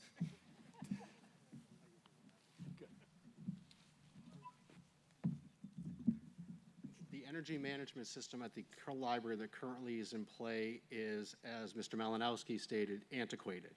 It needs to be replaced. The boiler is going to save you energy. The energy management system runs all the systems. We've already upgraded a VFD in that building, which saves you electricity. So instead of fans running at full speeds, they slow down when you don't need the force. There's actually substantial savings when you start doing things in unison and making them work together. Your energy management system is a vital part of your heating and air conditioning system. So we need to upgrade the system to work with all your new equipment. We just finished the air conditioner on the roof. We're doing the boiler. We need to tie in the energy management system now so you are getting the maximum return on your investments. We want to make sure everything is in sync and operating as designed. Thank you. I've got to stay on this side. They were in line. Go ahead, please. Freddie Gillespie, 78 Southville Road. Want to comment on the bathroom at Corderville Hall. In addition to the seniors, that building does double duty. It is a public meeting space, and specifically for the role of the Open Space Preservation Commission, eventually we're going to be back into meeting rooms, I believe, I hope. And we regularly have events with over 100 people. And to have one bathroom available, that's kind of ludicrous. And not only, you know, supporting the seniors, but it's all the citizens of the town for many events. So you need more than one bathroom for a hall that serves so many people. Thank you. Over here. Lisa Braccio, 13 Oregon Road, member of the board, but speaking as a citizen. I'm going to just kind of piggyback on what Freddie said, that for those that don't know, the number of people that go through the senior center when the programs are up and running, we're talking upwards of 900 seniors a month. There's one bathroom in this building. Whenever there's an event, whether it be bingo, and we all know how seniors like bingo. I like bingo, and I'm not a senior. But irregardless, you could have upwards of 100 to 150 people in that building at any event with one bathroom for males and females to use. Why this is coming up now for town meeting and not potentially in the fall is no one's in the senior center. We have the opportunity to do this while the senior center is closed. It's the perfect time to do it. Every other building in town has better accessibility than this. This is an opportunity for the seniors who, again, seniors don't have kids in school. Seniors are equal participants in this town, and if they're asking for a bathroom, personally for me, I don't think that's too much. Thank you. Thank you. Okay, this will be the last comment over here, please. Thank you. Claire Reynolds, 104 Main Street. Can somebody just explain what the ADA self-evaluation is for $40,000?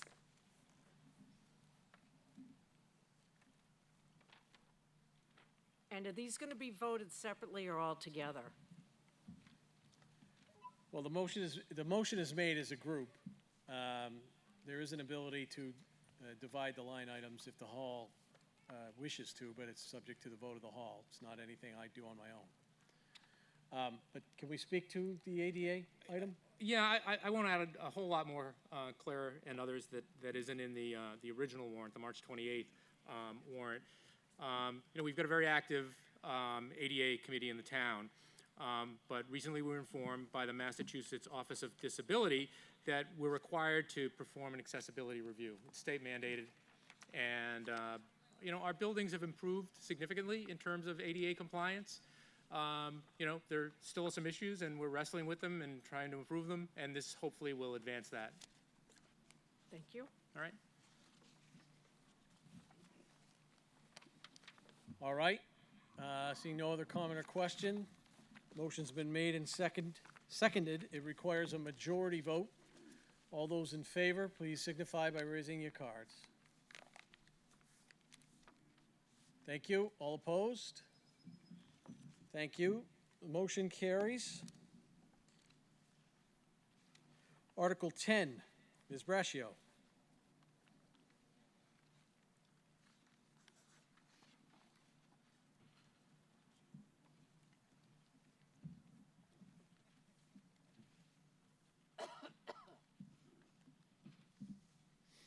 If you're not keeping count, this is the second to last one. There's 2 left to go.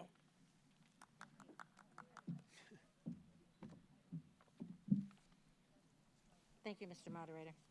I move that the town appropriate $600,000 to pay costs of purchasing a fire truck and for the payment of all other costs incidental or related thereto, and that to meet this appropriation, the treasurer, with the approval of the Selectmen, is authorized to borrow said amount under and pursuant to Mass General Law, Chapter 44, Section 7-1, or pursuant to any other enabling authority, and to issue bonds or notes of the town therefore. Any premiums received by the town upon the sale of any bonds or notes issued pursuant to this vote, less any premium applied to the payment of costs of issuance of such bonds or notes may be applied to the payment of costs approved by this vote in accordance with MGL Chapter 44, Section 20, thereby reducing the amount authorized to be borrowed to pay such costs by a like amount. It receives a second. Ms. Braccio. Thank you, Mr. Moderator. These funds will be used to replace a 2001 E1 Typhoon pumper, which is at its useful lifespan for this type of vehicle, which is normally 20 years. The normal procurement process, including the construction of the vehicle, is 12 to 15 months. Delivery of the new vehicle is anticipated in early fiscal year 2022. Thank you. All right, comment or question on Article 10? Right over here, please. Patricia Fiore, Winter Street. I question whether this is a viable thing to spend money on at this moment.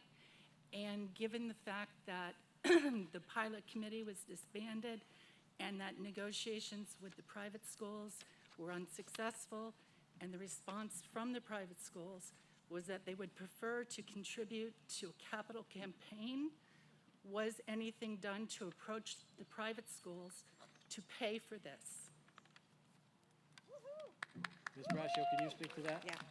Okay, Mr. Healy will speak to that.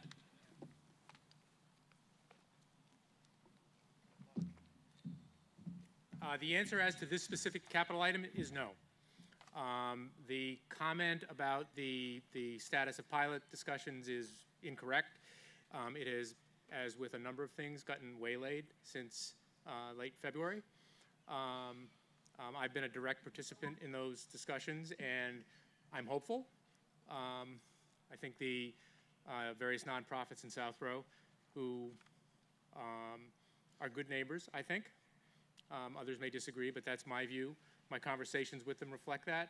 And I think there should be optimism for capital contributions that are tied to the private schools in the future. Just not for this item. Why not for this item? Perhaps we should put this item on hold and give you or someone from a pilot committee an opportunity to approach those schools to fulfill what they've said they would do.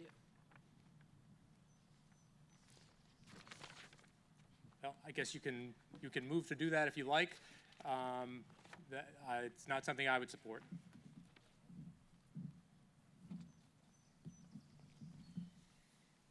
Comment here, sir? Yeah, Phil McCarter, 34 Meadow Lane. I'm questioning the fact that, I thought it was a good discussion about, since we do have the school grounds and so forth, private schools, that's a good concept to at least make the approach. But the essence of my part of this is, I'm just wondering, since with the state, has responsibility and assistance whatsoever with safety and fire, and I'm just wondering if there are any state funds available to support us on this. I'll defer to Chief Paul. And has that question been asked? Go right ahead. I'll defer to Chief Paulus. He's walking up. Oh. Chief Achilles, I'm sorry. Oh my gosh. Sorry, Chief. It's been a long Chief day and a hot Achilles, sun. the question is, what, if any, state support is available for this item? Right behind you, Al. Yes, there is no state funding for this. We are on other capital items seeking federal assistance for some grants, but this one does not apply. Do we have pending grants from, that we've filed for that have not been responded to? Not for this capital purchase, but we have submitted one for other capital items. But is there an option for this particular one? There is not. There's not an option.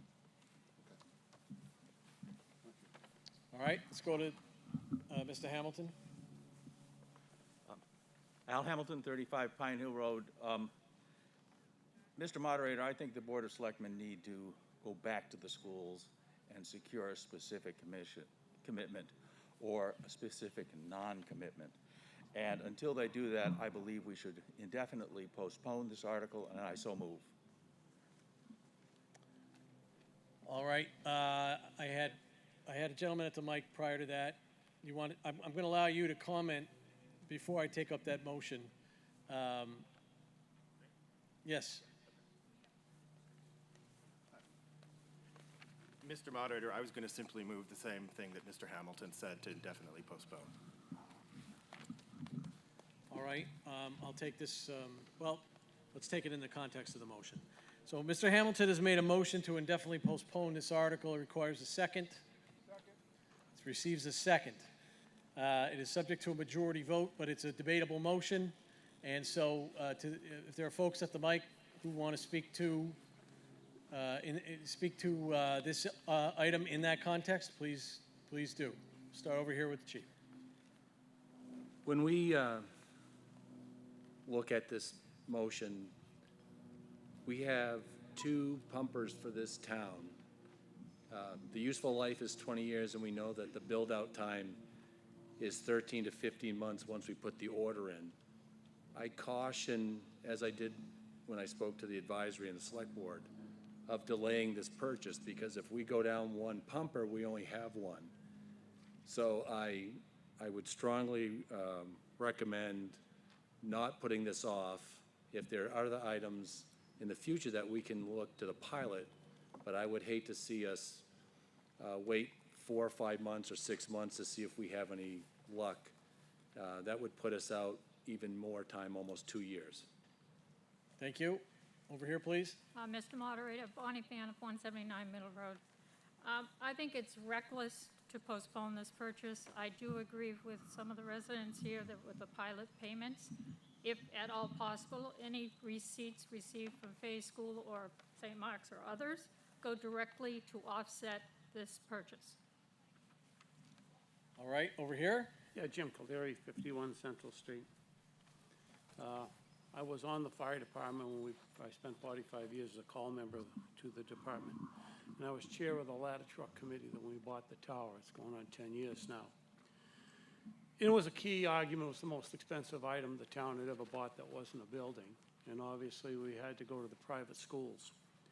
And we did so. But one of the things we had that this engine doesn't give us the levity on, the aerial tower gave us 100 feet. And showing them at the private schools and reaching their dormitory windows from the driveway. And basically saying them mutual aid, which is legitimately 20, 25 minutes away. In the buildings, we're gonna see a loss of life, plain and simple. We were able to prove that. St. Mark's donated $100,000 towards the truck over 10 years towards the bond. Fay School likewise did the same, although they took some of the money they used to donate to the town away from the town and used it to the bond. New England Center for Children came in $120,000, a period over 10 years, contributing to write down the bond. This engine doesn't give us the levity of that, plain and simple. And I agree with the former Selectman Fanoff that this truck, fire equipment, if we don't have any house fires in Southborough or any building fires, we don't need this fire truck. Well, God Almighty can come down and guarantee us that.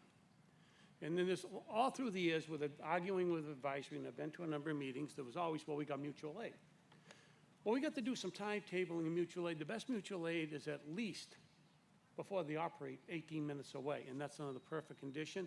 As a result of a fire, we did the testing on Sears Road where we had a firefighter trapped in the basement. Luckily, we got him out before the mutual aid got there. If the mutual aid was reliable, we may have had a different story for the town of Southborough. So this is general equipment. It's going to give us 20 to 25 years, depending on, of course, some of the new equipment I think is a little bit better than this E1. When we bought this E1, it was good, but we knew it was a 20-year truck if we were lucky. And it's at that time of life we're going to start spending money on maintenance. And have no illusion, I mean, this is the fire department, the police department, where their life safety business. That's what they do. They make a difference whether we have life or death. And those of us who've been on this department a long time have seen the both sides of that. Trust me, we have. So I think we kicked the can down the road. We did that a number of years ago, throughout the years with aerial trucks and different things. And we ended up getting burned in the end. And I strongly urge town meeting be smart. The truck is going to go up in price in a year. Trust me. You look at my aerial tower, it was $947,000. It's $1.3 million today for a cheaper version of that truck. This is what happens in this fire industry. And towns and cities across the country have gotten wiser to the fact that if we kick things down the road, later on we're going to end up 1.5 or 2 engines or 2 ladders. The big cities are finding the same problem. They've gotten a little smarter. Southborough got a little smarter. We don't know what the future is with the coronavirus. I agree with you there. But I also think there are some things we got to be smart at spending money on, and this is definitely one. Thank you. Thank you. Right over here, please. Michael Weiss on 189 Corderville Road. Just to be clear, I'm not advocating that we don't acquire this truck. I'm just advocating that we don't acquire it now. And that our next town meeting is going to be when? September, October, the special town meeting, Mr. Moderator? It hasn't been said yet. But sometime in the fall, presumably. That's up to the selectmen. Okay, so presuming it's sometimes in the fall, we're here in June, so we're talking of a delay of 3 months, which would allow the selectmen to go to the schools and specifically say, we have a capital expenditure that is going to help save the lives of your students, your staff, and your buildings. And we need you to help us pay for it. Because we've been all asked here today to continually spend money and hope that things are going to work themselves out. So, I really would think that this is a perfect time to gauge the veracity of these private institutions and their claims that they're willing to support us. If in the fall they haven't come and done anything and contributed anything to this vital resource, by all means, let's spend the $600,000. We need this truck, let's order it. But in the meantime, let's ask these folks to help us help them and see what happens. Thank you. Okay. Right over here. Jason Malinowski, 1 William Cleary Lane, and Chair of the Capital Planning Committee. I think it's really important that the voters here understand the level of discussion we had with Chief Achilles, and while I'll echo the sentiment of Mr. Cleary and Mrs. Faniff on this point to date, this is funded through the ambulance fund. This is not increasing your tax rate for next year. In addition, because of the time it takes to build this apparatus, we are not actually going to make a bond payment as a town out of the ambulance fund for another fiscal year. So, one, I would argue you still have time for the Board of Selectmen to try to work with St. Mark's, Fay, New England Center, and any other nonprofit that's willing to donate. We're at a convenient time where the 10-year period on the ladder truck that they've been matching for many years is coming to an end. But I would also tell you, as the Capital Planning Committee looked at this, there are so many needs for capital planning that are going to hit your tax rate because we're going to have to do things in the coming years. This is an item that's not hitting your tax rate. And one last data point I'll leave you is when Chief Achilles started last year, he made some changes to the ambulance billing rates. Year over year, we are already up over $100,000 in collections in that account. That's one fiscal year. Start to multiply that out over the life of the apparatus. I think it's very dangerous to delay this to the fall. That was the view of the Capital Planning Committee. That's the view of me as an individual, and I would urge that you support it. All right, thank you. Over here, please. Hello, Renee Murphy, 120 Main Street. I just want to comment and request that later on, the comment of what exactly would make it dangerous, deferring to the fall. The word dangerous is very big. So I'd like to ask the gentleman to come back and respond to that. Two, I'd like to say that I presume an ambulance fund was meant for ambulances. So if we deplete it for something else, I'm not sure. Three, I hear no one arguing the support. I'm only hearing the idea that we delay approving the expenditures to a time this fall so that in the meantime, we can explore, are there other opportunities to get, I'm gonna call it donations, to support that expenditure. Thank you. Thank you. Yes, Mr. Shea. So, Brian Shea, 17 Pinecone Lane. I just want to point out that there have been extensive discussions with the Board of Health on the timing of this annual town meeting, but in my discussions with the chair of the Board of Health, she noted how uncertain the projections are for the fall. So while pre-pandemic, there was always discussion of having a fall town meeting, there's absolutely no certainty that within a 3-month time period, we're going to be able to gather again in a safe manner. So I think the case has been made by Chief Achilles for the need for the fire truck. The selectmen urge that we not postpone this indefinitely, that we approve of the fire truck item. Thank you. Right over here. I guess I'm a little bit confused on how the ambulance ties to the budget. And when I came up to make a comment. You know, I didn't realize that there was that connection. But the reason that I got up was I'm of the belief that we will be able to meet again in the fall. And the concern that I have is that if the life expectancy is 20, 21 years and we're there, and it takes 18 months to a year and a half to get the new engine, I'm just wondering, this is not Malden or Somerville or Boston. We have a real clean operation. Our fire department is outstanding. Does the 20-year number really apply? Will we have trouble starting that fire engine and cranking up the ladders? Are we at risk? If we're not, for 4, 5, 6 months, then we should discuss it then, because 600,000 is a big nut. And if we really haven't asked the question to get support from a well-seasoned institutions that are private, in a town that has the percentage of water land that we have and low, not high rises, I think we should certainly put this off. Unless the fire chief says we may not be able to start the truck, or it may not function, or the pumps may not work. Thank you. I've got to go over here, and then we'll come back to you. Go ahead. Eve Mertens, 15 Clemens Street. I somehow feel like we're missing the point a little bit on this whole thing. As a homeowner, you know, I'm looking at $600,000, and I'm thinking, how many houses in Southborough would be worth more than $600,000 if they burned to replace? Since I moved to Southborough more than 50 years ago, one of my big concerns in a 200-plus-year-old house in a corner of town that is probably about the most distant from a fire station is what happens if there's a fire. Our house would be gone, I'm sure. And the one instance there's been of a fire in our neighborhood, the response was woefully inadequate. This was 10 or 15 years ago. I'm sure it's changed by now, I hope. But I think we need to think about the values of our homes, the cost of this fire truck.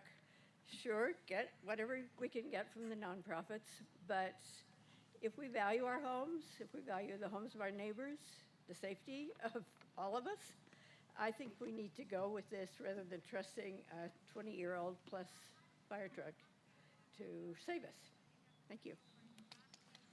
Thank you.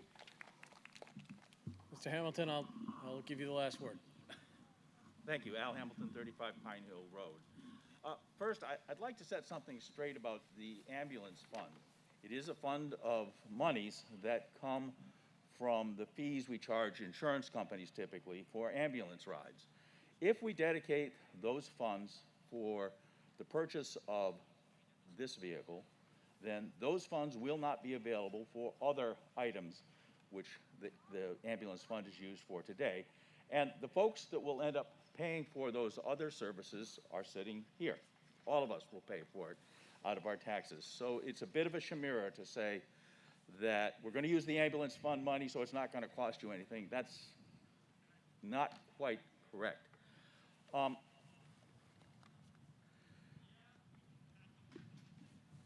The other issue is, if we vote this money today, we will have effect. I've negotiated on a lot of things all of my life and professional career.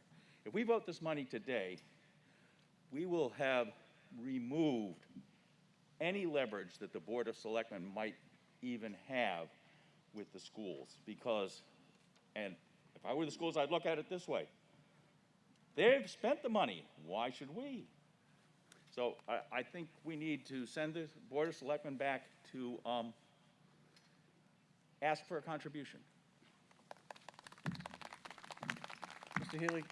Yeah, very quickly. You know, the pilot discussions are interesting. The not just in Southborough, but not just throughout the Commonwealth of Massachusetts. I mean, it's an issue, particularly in the Northeast, where for whatever reason have a lot more private institutions. The bottom line, pilot means payment in lieu of taxes. because these private institutions do not owe any taxes. They just don't by state law, and that state law is not going to be changed very soon. So basically, you know, we're holding a gun to our heads, saying if you don't give us money for this ambulance, for this fire truck, we're what? Not going to buy the fire truck? Well, that's not true. We need the fire truck. You heard the chief. Mr. Hamilton was on the advisory committee for years and years. He was on when there were tons of discussions between the town of Southborough and the various nonprofits. They've been going on for about 50 years. Obviously, what's happened in the 50 years or so before this has not been successful.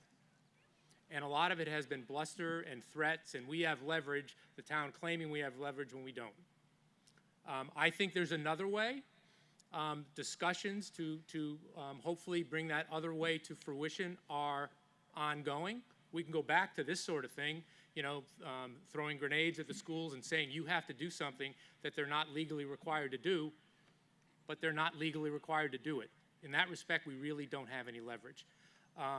The approach that's been used for the last 50 years hasn't worked. The approach that I'm advocating, which is a little bit more rational approach with the schools, there's no guarantee that it's going to work, but it's different than what's failed for the last 50 years. By the way, that's independent of the fire truck, which we clearly need. Thank you. All right. I do have one more comment, yes? Here? Go ahead quickly, thank you. Hi, Julie Connolly, 26 Granuel Road.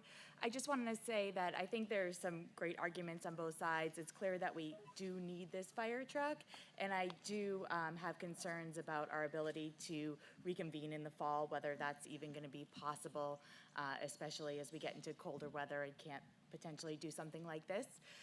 So as a compromise, would it be possible for us to vote to pay for the fire truck now with instructions for the Board of Selectmen to go to the schools specifically with this as a, asking them specifically for contributions to this item specifically, and even going with, specific numbers that we're looking for.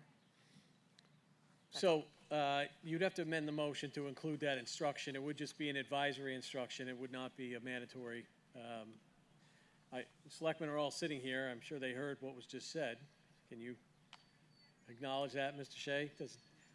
You can make it a formal amendment, but I'm not sure it's necessary. But feel free. Sure.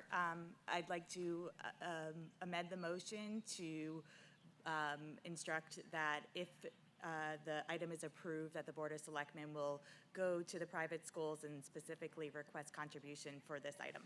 So your motion is logically inapposite to Mr. Hamilton's pending motion to indefinitely postpone. So we will have to deal with that. And then if the main motion remains, your motion would apply. I don't know, Brian, is that what you were going to try to tell me? Yeah. So we do have to dispose of Mr. Hamilton's motion before we can make that adjustment to the main motion. Yes. Bonnie Faniff, 179 Middle Road. I think we're losing some sight of what this vehicle actually is. We're looking at it as a fire truck, pumper truck.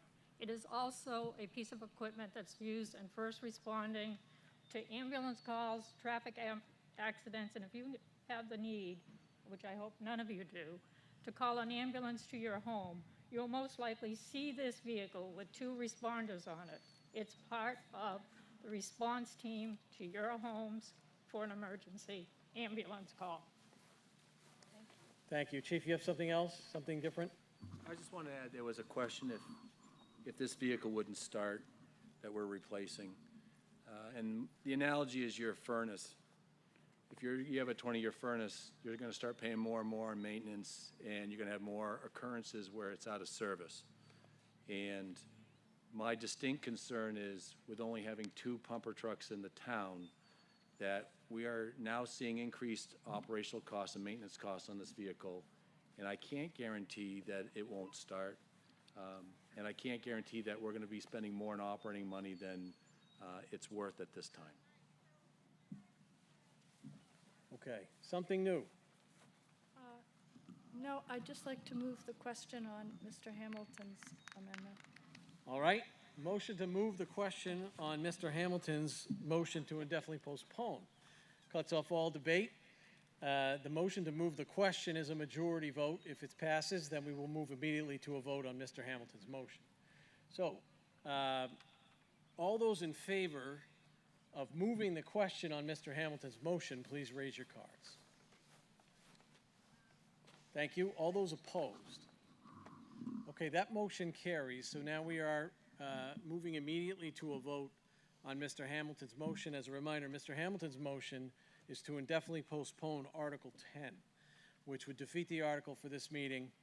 You know, if it passes, we move on to Article 14. If Mr. Hamilton's motion is defeated, we would still need to vote on the main motion under Article 10. So, with regard to Mr. Hamilton's motion to indefinitely postpone Article 10, those in favor, please raise your cards. Thank you. Those opposed? Okay, that motion fails. So we're back to the main motion. I've heard plenty from both sides, and I don't see anybody at the mics. I suggest we move to a vote on this motion as well. On Article 10, it's a capital borrowing item, so to pass the article itself is a 2/3 majority. So all those in favor of Article 10, please raise your cards.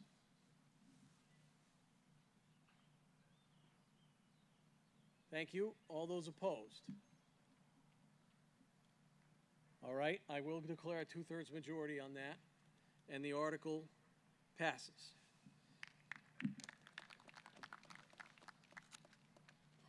Article 14.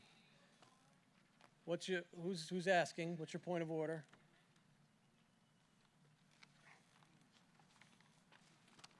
Kathy Bartolini, 8 View Hill Road. Julie Conley spoke as well and tried to make an amendment, and you told her we needed to vote, and then we could vote on her amendment. Yes. Your point of order is well taken. Thank you. I apologize to the room. Ms. Conley's motion was... I'm sorry?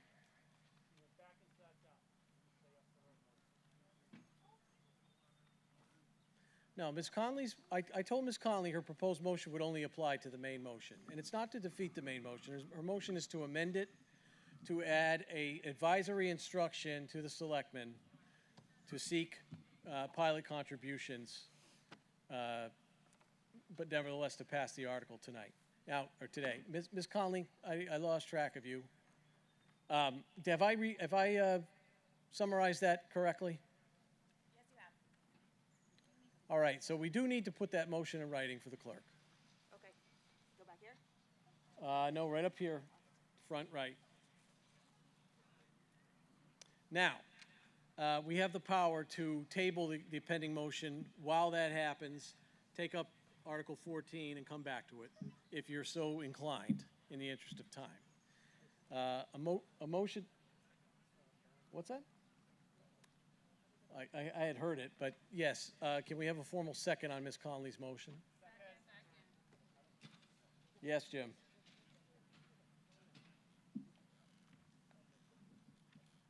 At this point, I'll wait for the amendment.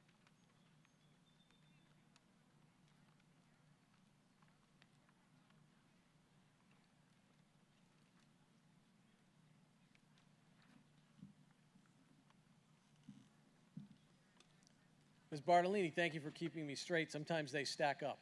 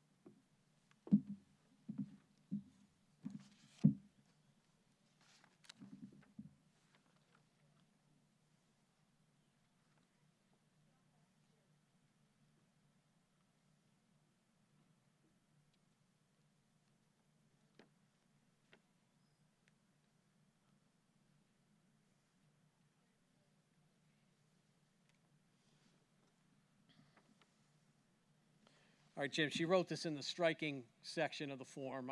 It's obviously clearly an additional. Okay, the motion to amend adds the following words. To have the Board of Selectmen formally request that St. Mark's Faith School and New England Center for Children contribute to the capital cost of the new fire apparatus. So the motion is to add those words. Any comment or question on the motion to amend? It requires a majority vote. Wait a minute, is there discussion on this? Yes, if you have it. Okay, no, I'm Go sorry, ahead. I didn't hear. I would urge you to vote against this, and here's why. I guess it was about 10 years ago when the town of Southborough bought the ladder truck, and it was a good thing that they got contributions for that, and there were obvious from the nonprofits, and there were obvious reasons for the nonprofits to want that vehicle. Again, you can trust me or not trust me on this, but the approach I've taken with St. Mark's and Faith specifically isn't when we have an item that we go to them and we ask them for money. It's more of a long-term approach where there are contributions on an annual basis. Now, that's the groundwork that's been laid. I can go to them and say, forget everything we've talked about, but we want money for this specific thing. I can do that, and if you vote that, the Board of Selectmen obviously will take the advice to heart and think about it. It's inconsistent with, I think, the approach that's best for Southborough. It's inconsistent with the approach that's been talked about with the nonprofits, and I think it's a step backwards rather than a step forwards. So I'd urge you to vote no. Okay. All right, the vote on Ms. Conley's amendment requires a majority. So all in favor of pardon?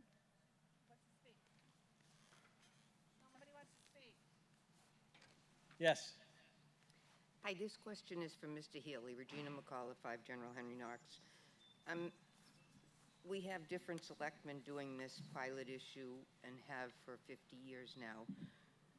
I don't know if you've got them to agree to what you're doing with them, but do you feel confident that they're not going to take us over the coals yet again? You feel confident that what you're trying to inspire between the town and them is working and we can feel comfortable with it? I am not going there. I'm confident. I'm confident that I have professional, well-meaning people on the other side of the table from me. I'm confident that if rational arguments are presented, they have a good chance of succeeding, and that's my hope. But again, the biggest problem with this is that legally they are not required to do anything. And periodically people toss out, well, there's this Dover amendment that was passed relating to the city of Cambridge in, by the way, the 1970s. It's the one time it's ever been done that gave towns, and it doesn't give them the ability to tax nonprofits, it gives them some flexibility on the zoning front. In Cambridge, where there's Harvard, MIT, and something like 40% of the property is owned by nonprofits.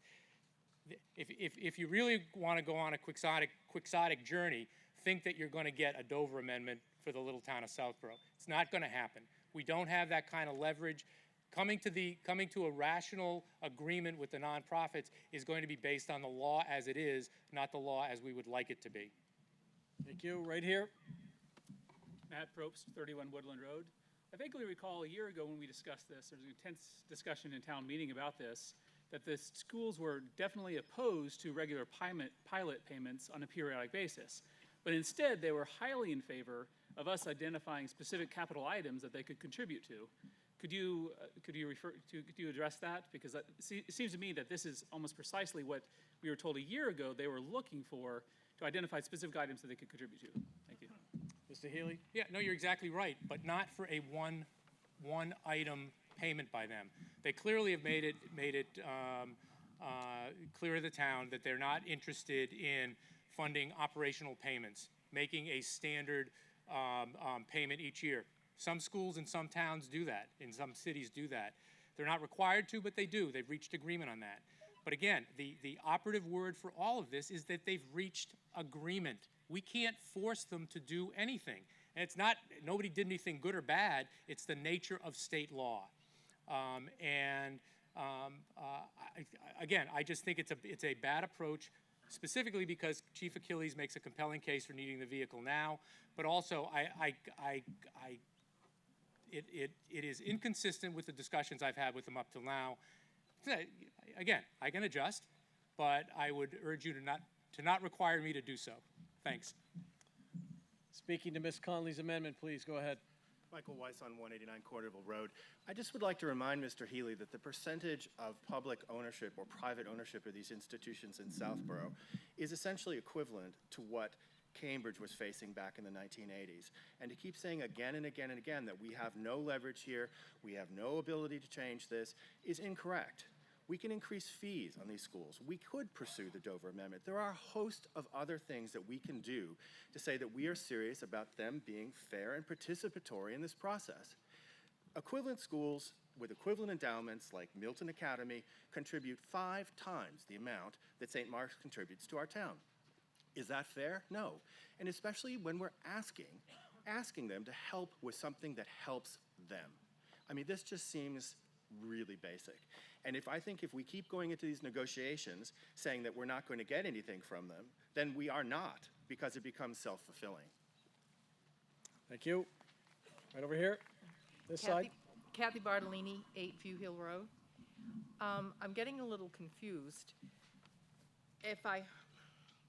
First, I think that Attorney Conley's amendment was that we're assuming this passed, that we would proceed to get the engine, but at the same time we order it and have that 12 to 18 month separation from ordering to delivery, that we would be negotiating with people for the pilot payments. So I think like that clarified that's if correct. Okay, so we're not losing any time by accepting this amendment, because the actual acquisition has been passed. We're just looking for sources of the funds. But if they all say no, it's passed by the appropriate percentages and the town will pay for it. Then I heard that the schools are saying they don't want an annual pilot payment, which is actually kind of common that there are, and they don't want to be asked to contribute to a capital improvement. Since those are about the only 2 ways you can get money on pilot payments, I'm interpreting that as don't ask. And my history here in town, that's kind of been what it was outside, getting them to contribute to the ladder truck. But as long as I'm willing to vote for this, because no one's losing any time, no one's losing any money, and you're not going to get it if you don't ask. Mr. Healy? If anything, the confusion is mine then, Kathy, for not explaining that part of it. The schools have made it clear they're not interested in funding operational payments. It also has not been successful for Southborough to go to the schools on one-off deals. I think it's worked once in the entire time the pilot issue has been there. I'm trying to work out a different structure, and that's the flexibility I'm asking for. Again, voting it this way, it's advisory, and if you vote this way, I'll go and I'll make the request. It's inconsistent with my discussions with them up until now. It's different than the framework I've been discussing with them. It'll be a little bit of a left turn. I think they'll understand why that became part of the discussion, but I don't think it's the right framework for Southborough. I think there is one going forward. I'm hopeful, although I'm not guaranteeing anything. But that's all. But making this request is, again, it's just going to be odd given the framework that I've been discussing with the institutions. Okay, right over here. Yes, I'm David. Move the vote. Be done. Jeez. Go ahead, sir. David Eckberg, 5 High Street. Many of you may recall that quite a number of months ago, a call went out, I think from the Selectmen, for volunteers to be on a pilot committee. I responded in writing to that, and as part of my response, showed that I had had some direct relationships with the governors of one of the two schools that we're discussing here, as well as another Massachusetts school. And interesting enough, I never got a response. So my point is that, have we done enough? My sense is that we haven't. There's some more work that could be done, and maybe I'm not the only person who volunteered and didn't get a response, but there's more that we can do. Thank you. Yes. I'd like to move the vote. Motion to move the question. Again, I heard the second. It cuts off all debate, and then we move immediately to a vote on the motion on the floor. So the passage of this motion would move us directly to Ms. Conley's amendment. All those in favor of moving the question, please raise your cards. All those opposed? All right, so that motion carries. We now move immediately to a vote on Ms. Conley's amendment, as I read it to you, which is an advisory instruction to the Board of Selectmen in addition to the passage of the article as written. All those in favor of Ms. Conley's amendment requires a majority vote. Please raise your cards. All those opposed? Let's do it one more time, please. All those in favor? All those opposed? I got to count it.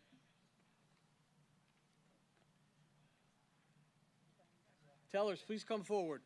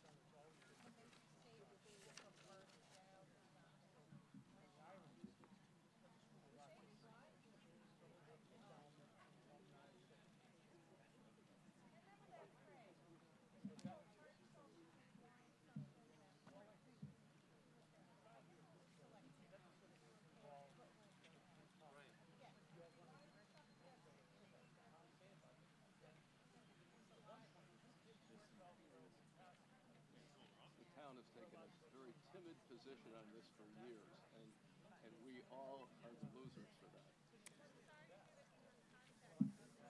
Okay, all those in favor of Ms. Conley's amendment, please raise your cards and keep them up. The tellers are going to come through and count.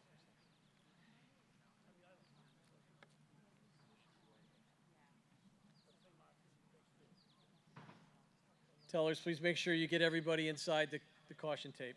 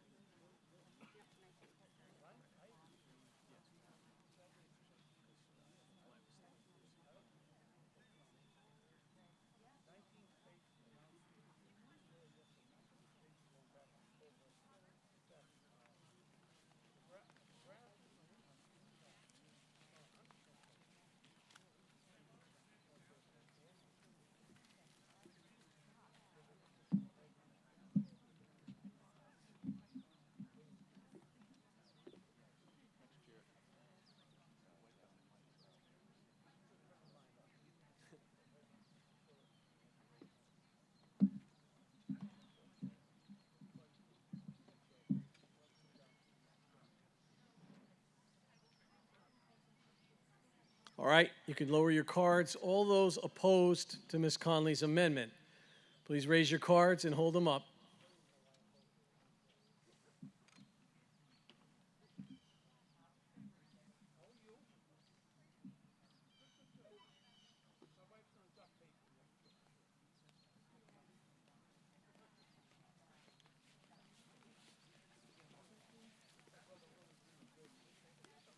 me.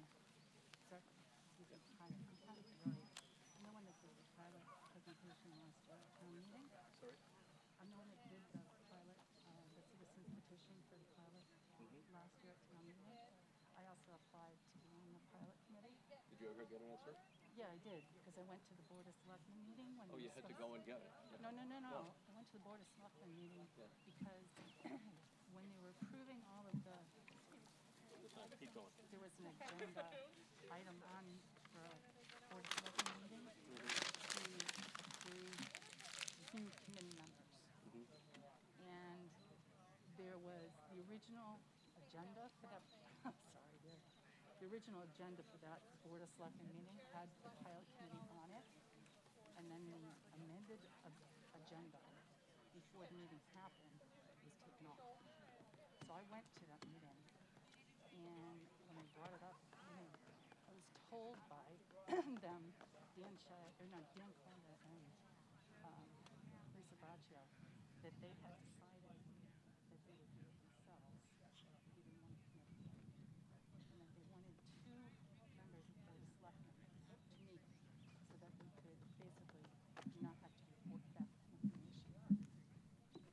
So then there was an issue that failed to abide by open meeting laws because even with 2 members from the board, they would have to post when they were meeting, when they were discussing it, and when they were meeting with schools. So how they responded to that is they decided they only needed 1 member. And that member was Marty Healy. So Marty Healy supposedly met with the schools, and he reported back to Board of Selectmen, I believe it was a meeting in February, before COVID, no matter what he says up there, that he had met with them, and that there was nothing that was going to happen. So whether he stands up there and says it's ongoing,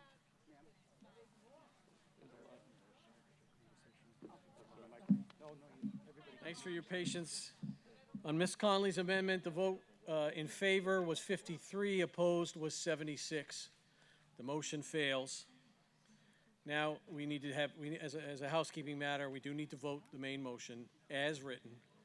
It requires a 2/3 majority for capital borrowing. All those in favor of Article 10, please raise your cards. Okay, thank you. All those opposed? I declare a 2/3 majority. Article 10 passes. Article 14, Ms. Martin.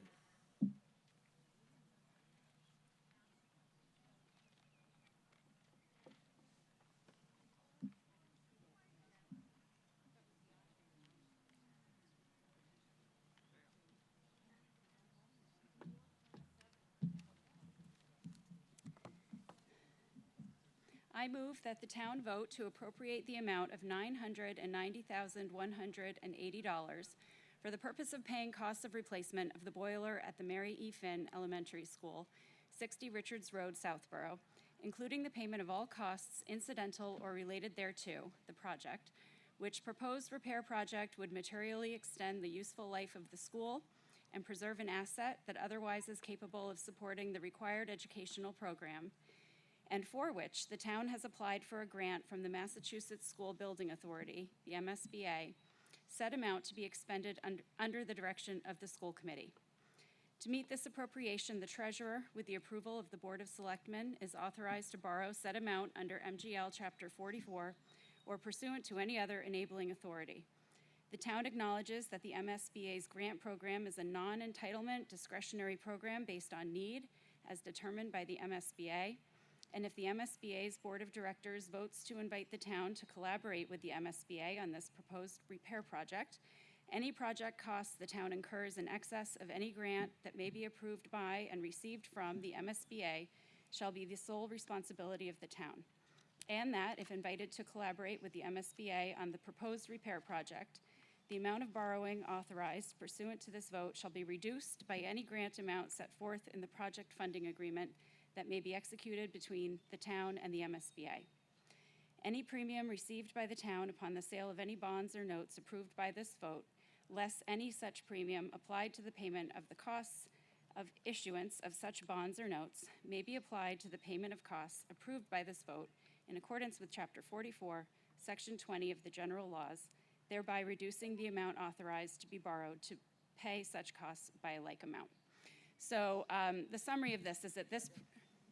Receives a second. Go ahead, Ms. Couture. Thank you. All right. So the summary is that this project would replace the school's 21-year-old heating system with new oil boilers with an estimated efficiency of 85%. The project also includes providing the hardware to convert to natural gas if it becomes available in the future. This project is a partnership with the MSBA Accelerated Repair Project. The total cost of the project is estimated to be $990,180. The town's cost for the project is $624,903, and MSBA's contribution is $365,276, which reflects the town of Southborough's MSBA reimbursement rate of 36.89%.